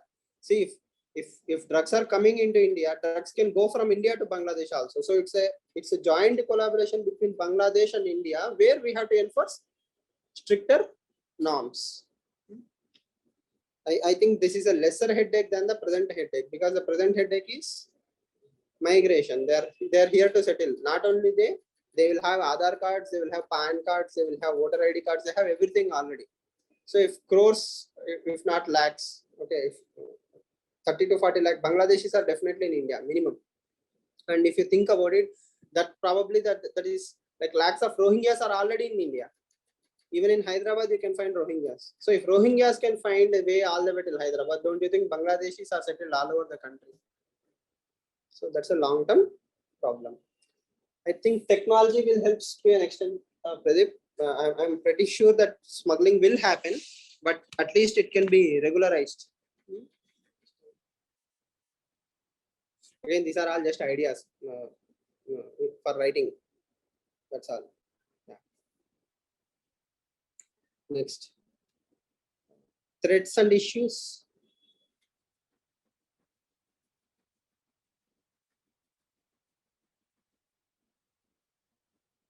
Threats and issues. Already you have written migration, right? You can write refugees.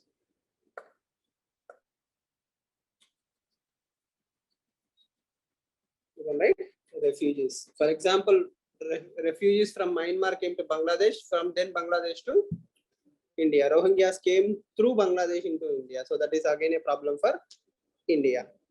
Okay. Next, smuggling of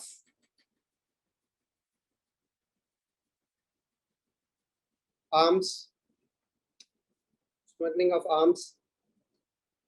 narcotics,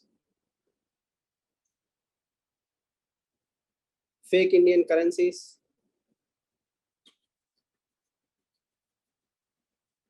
cattle, women, children, organs,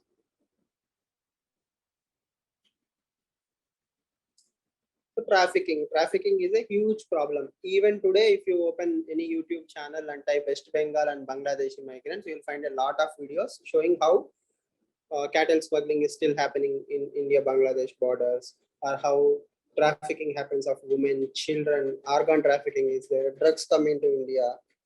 It's next to impossible to stop all these activities. But the simple understanding is, whenever there is a stability, peace, and money, people will discourage all these activities. Imagine economic activity happening all over the border of India and Bangladesh, and India and Bangladesh is stopping these work permits because, let's say, 10 kg heroin has been found. Do you think the normal people will encourage economic activity or drugs?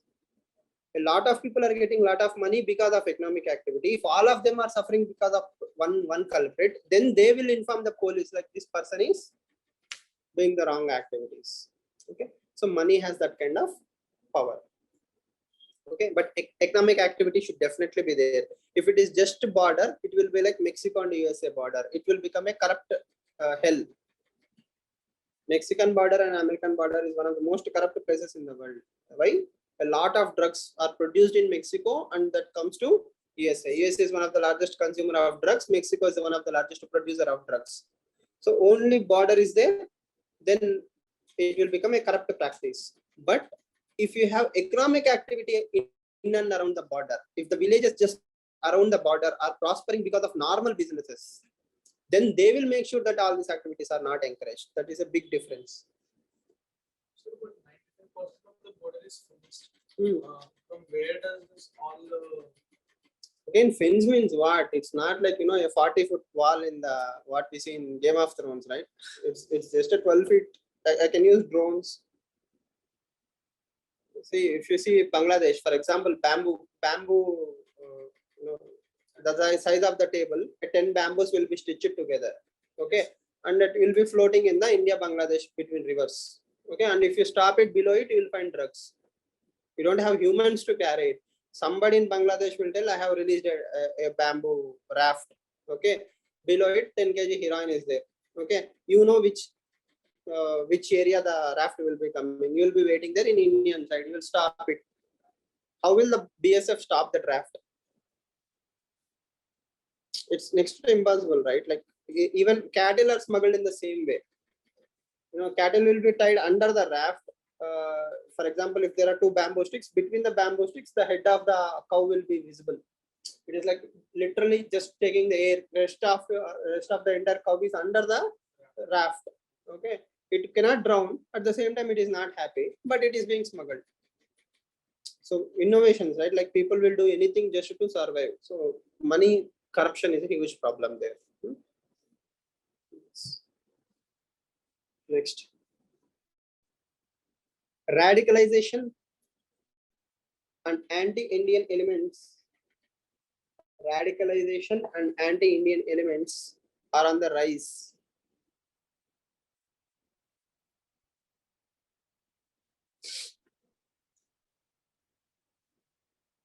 Right? See, and one more thing you have to remember as a bureaucrat, as a potential bureaucrat, is this: no idea is perfect, right? There can never be a perfect idea. It is next to impossible. At least in practical life, that is not possible. Why? If you do something, the enemy will also try to get better. If India is constructing 90% of the fences, the enemy has upgraded himself to drones. Okay, now we need fences with drone stopping capabilities or drone detecting capabilities. You can never sleep happily. You always have to work hard. Democracy is a work in progress. It's never a destination. Okay, all these are utopian ideas. I mean, they will never be implemented at the ground level. But having an idea, you will keep on slowly improving them. For example, when voter ID card was introduced, the idea was to stop fake votes. Like anybody can put my photo on a voter ID card, go and say, this is me, and he can vote. That was the idea of voter ID card. Then what happened? In spite of voter ID cards, people are having fake votes. Okay, a lot of fake votes are being banned. Then they brought in VVPAT. I mean, EVMs, VVPAT. Now, slowly, after 15-20 years of introduction of voter ID card, they are thinking about facial recognition voter-based cards. In Telangana, they have conducted this facial recognition voter ID. That means you should be like, just like in your Aadhaar card, your biometrics should match. Then slowly linking of Aadhaar and your voter ID will happen. So 10 years down the line, when voting happens in India, there will be no fake votes. Why? Everything is biometrically linked. But it took around 25 years for this entire idea to become better. So in democracy terms, 25 years is nothing. 25 years is very fast actually.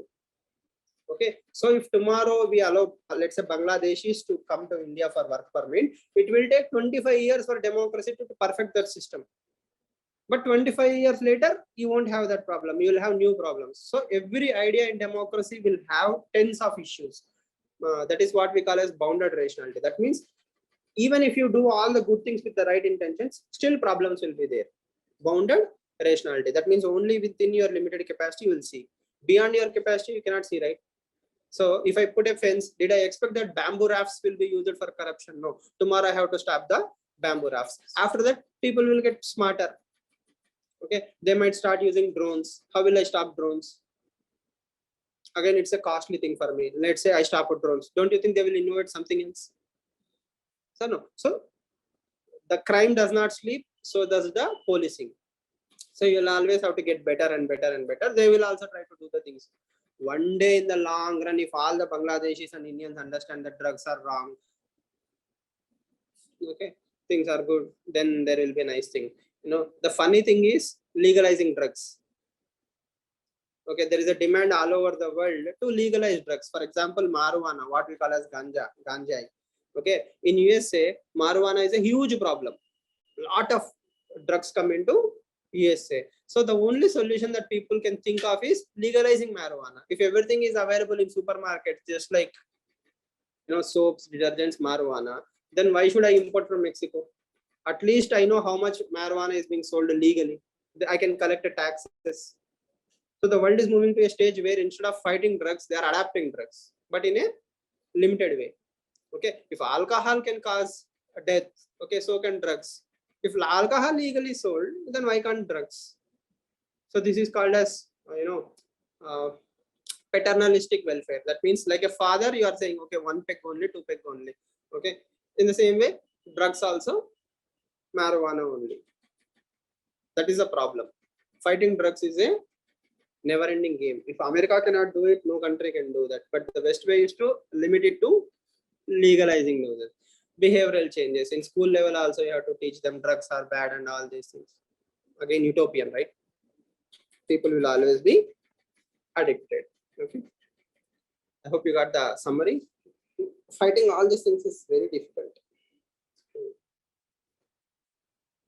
but not impossible. But we need political capital, we need money, efforts. Who have all the time? We want to watch Zabardast. We have new trailers. Yes or no? Movies releasing every Friday. So people have so much other work. No? So nobody's bothered about national issues. So the point you have written is radicalization and anti-Indian elements. Radicalization means brainwashing technically. If somebody is washing your brain to hate a particular community, that is called as radicalization. So Islamic radicalization means Islam is a neutral stance. That means Islam do not promote hate, but the extreme interpretation of Islam promotes hate. Extreme interpretation of Hinduism promotes hate. Today, Pratap Banu Mehta wrote an article in Indian Express. He argues the same point. Hinduism, the Sanatana Dharma, do not have any problem with anything. Hinduism is a new construct. Sanatana Dharma is age old. Okay, so if Islam is saying that you should kill kafirs, that means those who do not believe in, those who believe in idol worshippers are wrong, idol worshippers should be killed, etc., etc., then that is radicalization. So radicalization is a problem, and that is increasing in Bangladesh. That will spill over into India. Why? In Bangladesh also there are a lot of Hindus. They are being targeted because they are Hindus. In Pakistan also a lot of Hindus are being killed. Why? Because they are Hindus. In India also we have recently seen the Tyler, what is his name? Udaipur incident, where a tailor was beheaded. He was killed because he supported Nupun Sharma. Okay, so all these things are radicalization. Okay. Yes.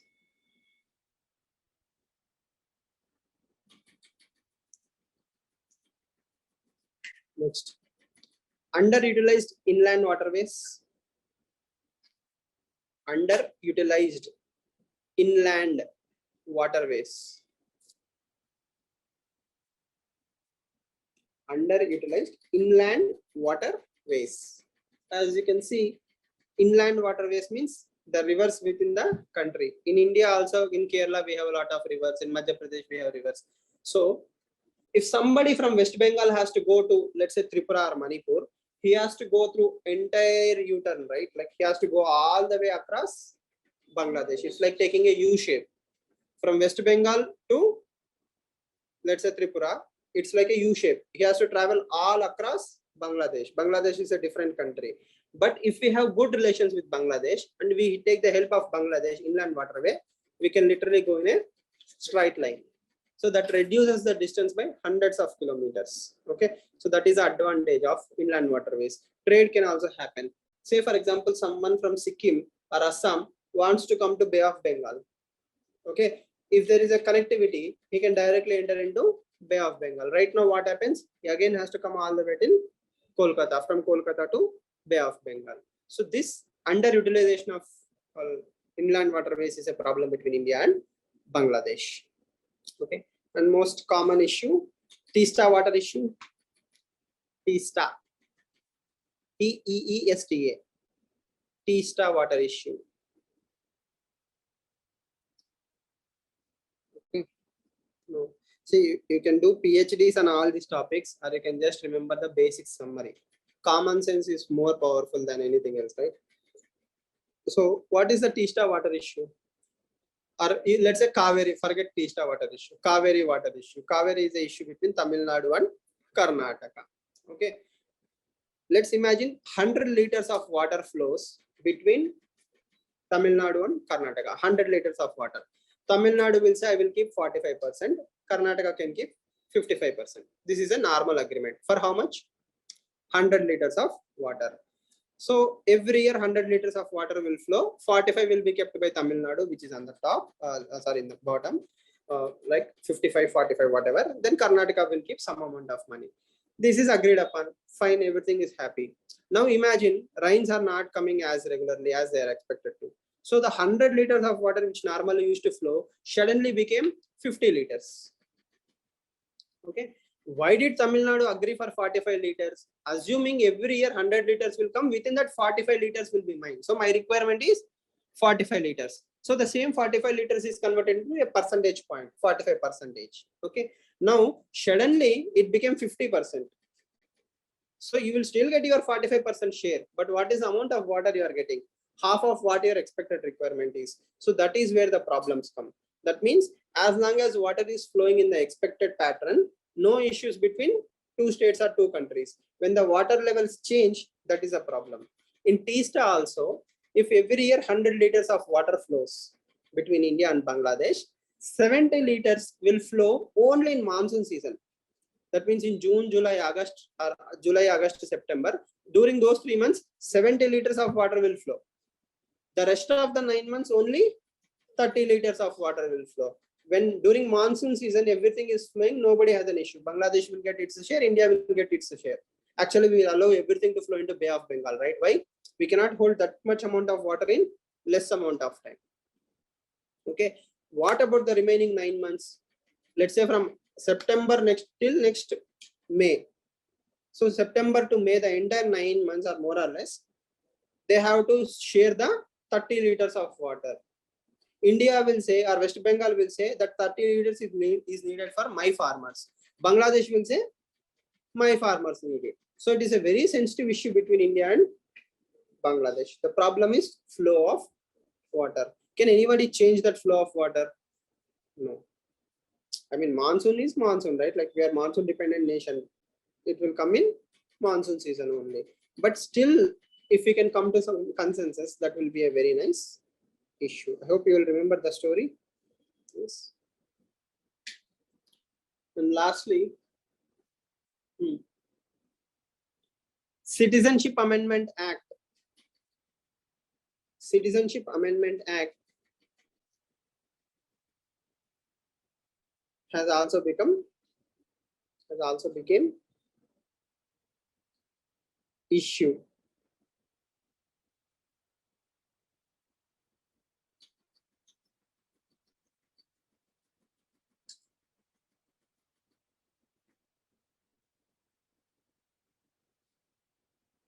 Okay.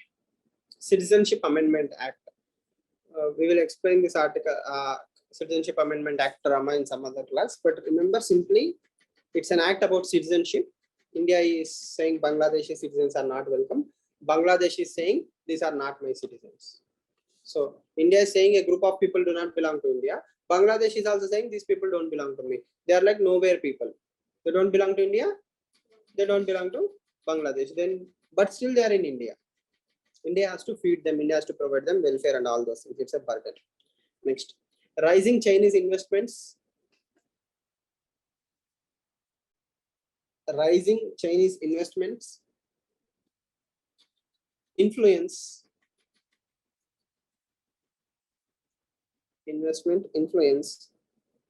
and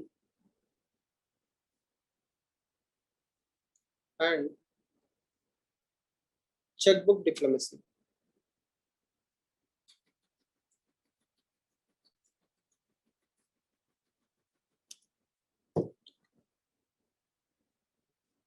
Yes, checkbook diplomacy. Next, convergence. This area, all of you know.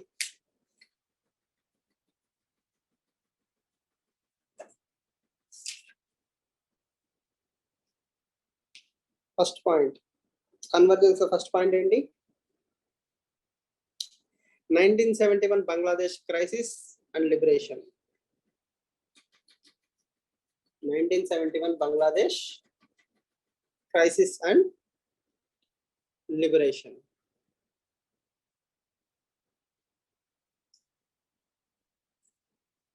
Next point, crucial for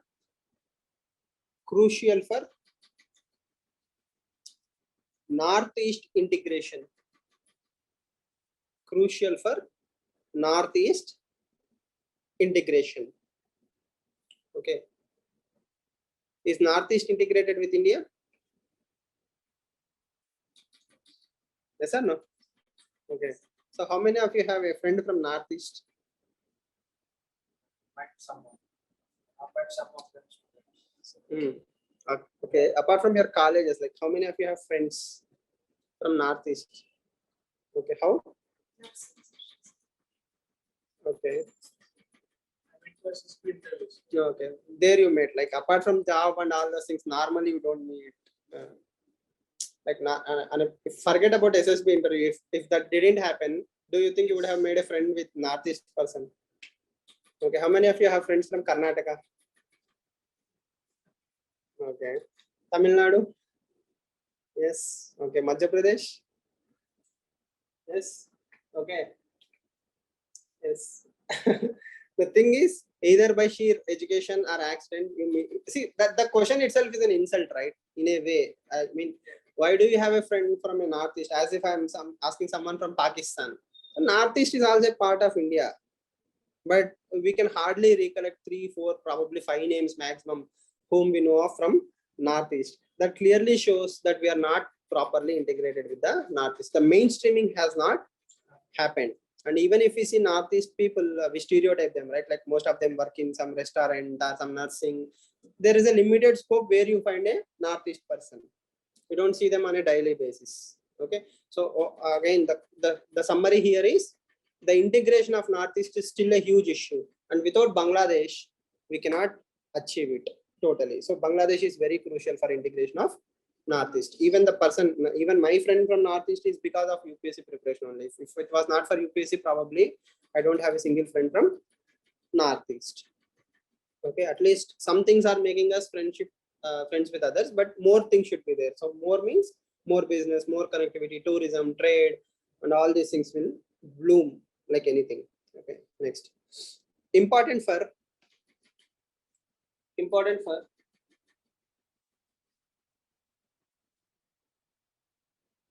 maritime security. Important for maritime security, blue economy,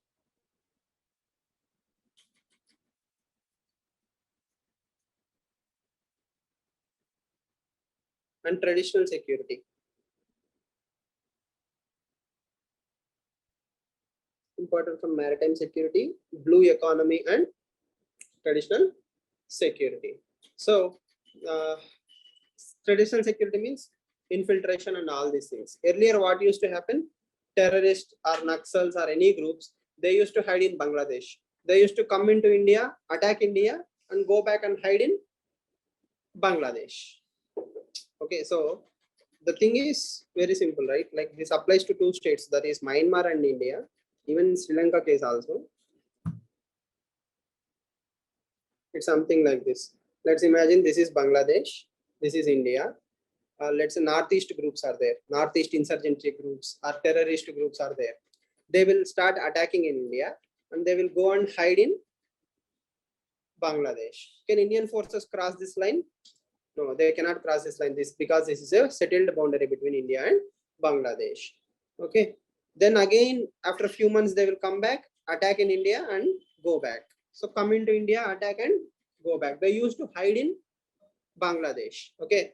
If instead of Bangladesh, if I write Myanmar, the story is same. Northeast groups, Naxals, same. Okay. Naxals even used to get some weapons and training from China through Bangladesh, money, counterfeit money, lot of things used to happen. So every anti-national element will come to India, attack and hide in Bangladesh or Myanmar. When we spoke about peace, let's say peace, come and settle peacefully, we will talk with you. They were not willing to listen. Why? What is the need for them? They will go attack and go back and hide happily. They will give certain amount of money to, let's say, corrupt Bangladeshi politicians or security officers, etc. They used to happen. Then finally, with the help of Bangladesh, we solved this issue. Okay, we made this bulletproof. That means they cannot go back. So if somebody attacks in India, he cannot cross this point. Okay, that means he's like a forced to a wall. So when you are forced to a wall, that is when negotiations have started. That means all the insurgent groups started negotiating peace. In Northeast also, if you see peace now, because they don't have a route to escape all the way till Myanmar. The door from backside is closed. So now we are either forced to discuss with Indian army and die or surrender with peace. So this is the importance of Bangladesh and Myanmar. Without them, Northeast peace will not happen. And Northeast peace is a more than 75-year-old problem. Okay, clear? Blue economy means, as the name says, blue, ocean on ecosystem. Deep sea mining, fishing, anything related to ocean is blue economy. Okay. Next, collaboration in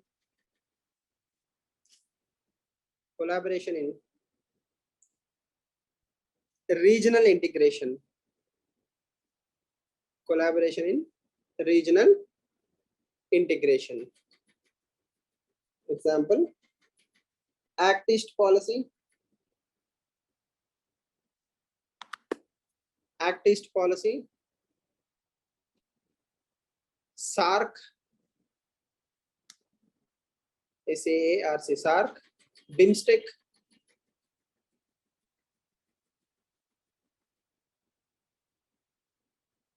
Okay.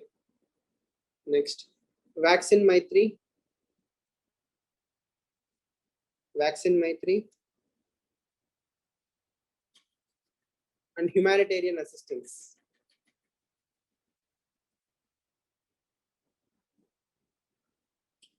Vaccine Maitri and humanitarian assistance. Vaccine Maitri, all of you know, right? India gave vaccines to Bangladesh. Next. Biggest beneficiary of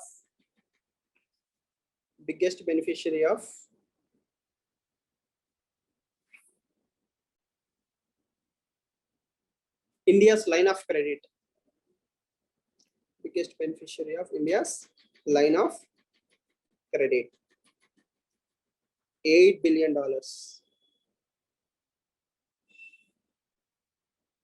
$8 billion.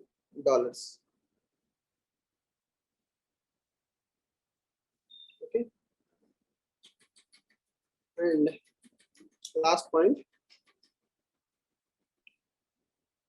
Biggest trade partner of India in South Asia.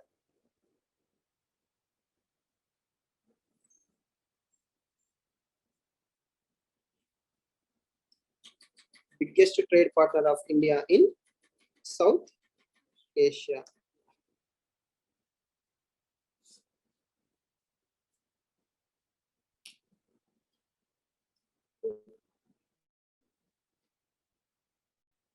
Clear?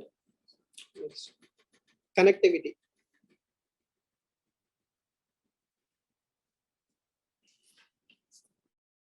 Last 8 points. Connectivity. The transit agreement. The transit, TRANSIT, State partner. in South Asia. Southeast Asia, not on China is not South Asia, right? I mean, whatever on the right hand side of Indian Ocean and Andaman and Nicobar Islands, all those are South Asian countries.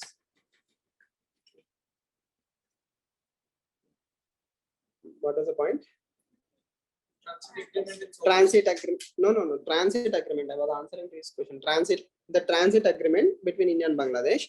Transit means, see, land, air, and water, right? Technically speaking, it's inland, railway, and coastal.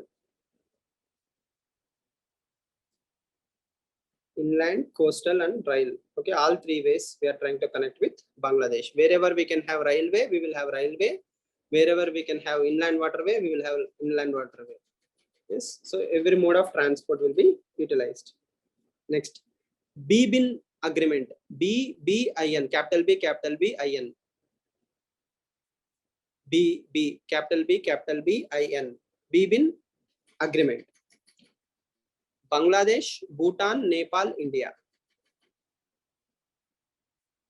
BBs, 2 Bs, right?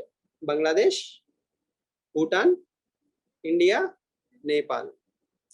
It's a motor vehicle agreement. It's a motor vehicle agreement.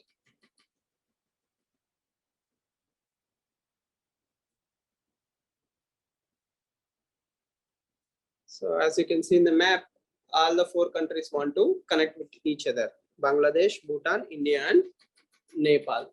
So if all the 4 countries are connected through roadways, that will promote what? Trade. More roads means more trade. Last point in connectivity, Bharat Bangla Maitri Bridge. Bharat Bangla Maitri Bridge and other infrastructure projects. Bharat Bangla Maitri Bridge and other infrastructure projects.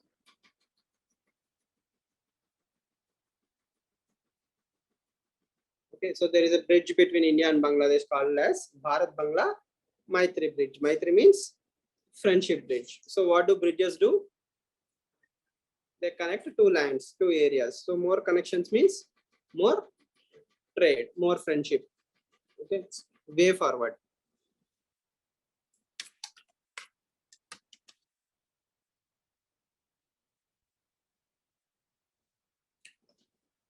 Work on tourism,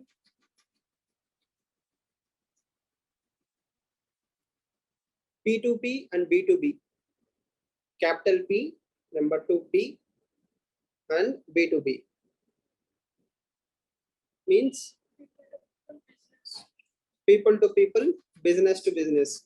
P is people, B is business, G is government. So P2P, B2B, G2G, and all these things are called as people to people, business to business, government to government. So more P2P relation means stronger friendship. If more Bangladeshis are friends with India and if more Bangladeshis are directly doing trade and business with India, automatically they have better relations. P2P, B2B, G2G. Okay. Tourism is also a very important factor, right? Next. Focus on HIRA connectivity, HIRA, HIRA, HIRA connectivity.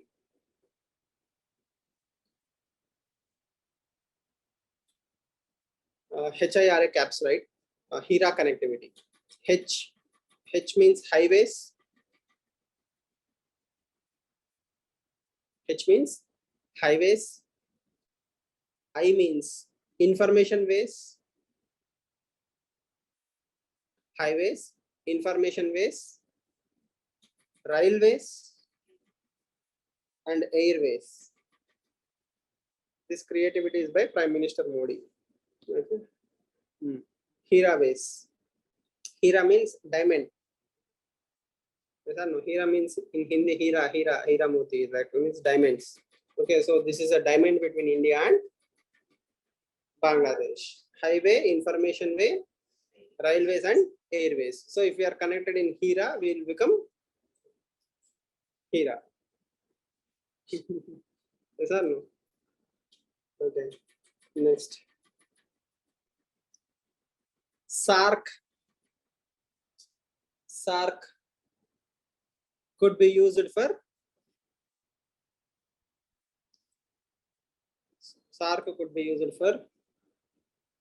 better cooperation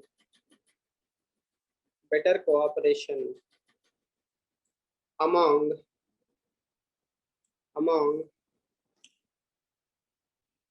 riparian states.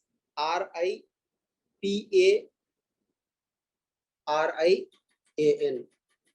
Riparian states. What are riparian states?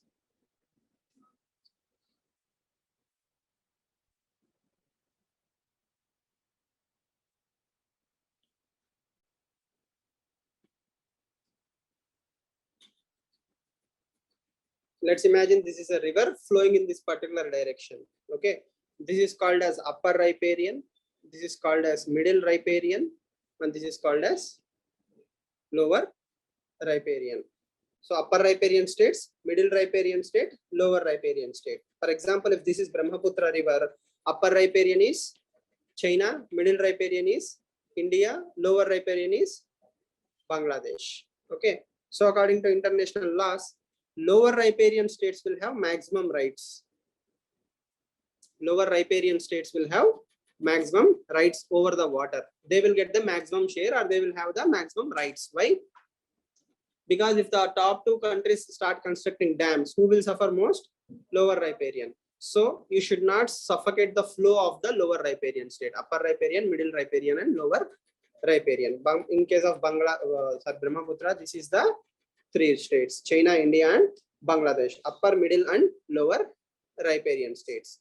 So right now we don't have a mechanism to have a discussion with Bangladesh. So SAARC countries, all countries can come together and develop a consensus. Okay, so this is riparian states, and for general understanding, this can be called as catchment area. For example, all the water will fall from different places, right? Like forest and all those things, water will be collected. Wherever water is collected into the river, that is called as catchment area. Last point, Sonami Adhyay, SONAMI, Sonami Adhyay, ADHYAY, Sonami Adhyay, between Bangladesh and India will take continuous efforts.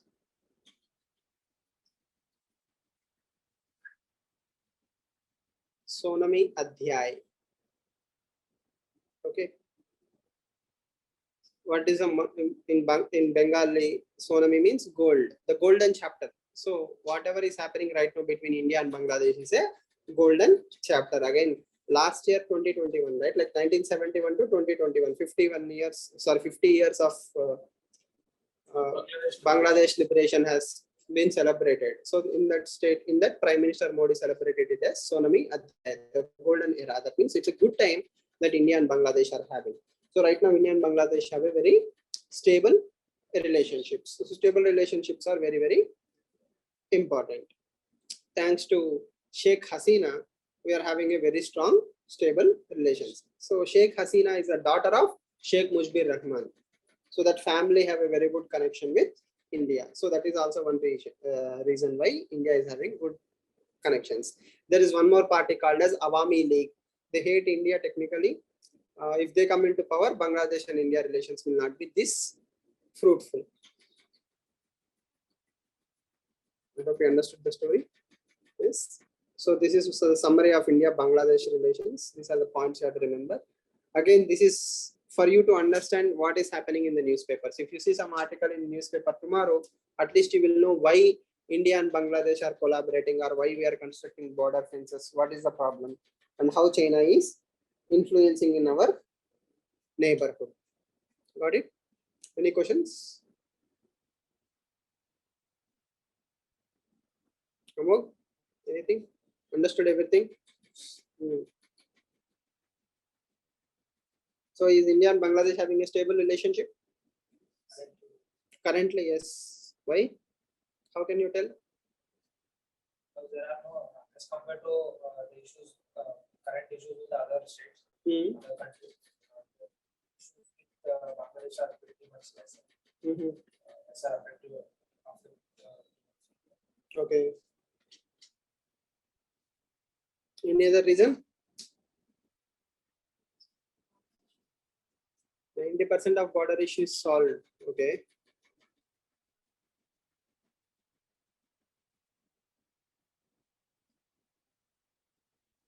That's it. I never saw extra effort by the Bangladesh to pressurize Indian border like China did for Pakistan. So at least in the recent past, we haven't seen any issue between India and Bangladesh in the newspapers, right? That shows more or less there is some kind of stability, or at least the goalpost is not shifting. We know where the goalpost is with Bangladesh, where we need to work. For example, T-Star is not changing. It's our inability. Thanks to Mamata Banerjee, we are still discussing T-Star water issue. It would have been solved way back if she gave the support to the Manmohan Singh government. Okay, so she was afraid that she will lose votes in West Bengal, or West Bengal farmers may not vote to her. So she stopped that deal, and even till today, we could not go ahead. Okay, so there are certain problems in West Bengal in relation to T-Star water issue. It's a political issue, so they don't want to lose votes. So if BJP comes into power, technically speaking, maybe they won't hesitate, because national interest is bigger than parochial interest or narrow interest. See, nobody wants to Nobody wants Bangladesh farmers to suffer or West Bengal farmers to suffer in the first place, because as an Indian, I don't want my fellow Indians to suffer. We will make sure that West Bengal farmers will get certain amount of water minimum. Whatever is left to Bangladesh. Okay, that much I think India knows. The problem is politics. Politics created this problem. And inland waterway also took a good amount of boost after Prime Minister Modi came into power. Inland waterway is giving enough priority. So right now waterways are being encouraged. More trade is happening on waterways. More Northeast integration is also happening. For example, UDAN and all these schemes are also promoting integration with Northeast. For the first time, almost all Northeast capitals can be connected through airway. So good progress is happening, but again, as I said, in democracy, it will take 10, 15, 20 years for these things to be visible. Doing is one thing, for them to yield result is one more thing. Yes. If you don't have any questions, I will end the session here. Yes.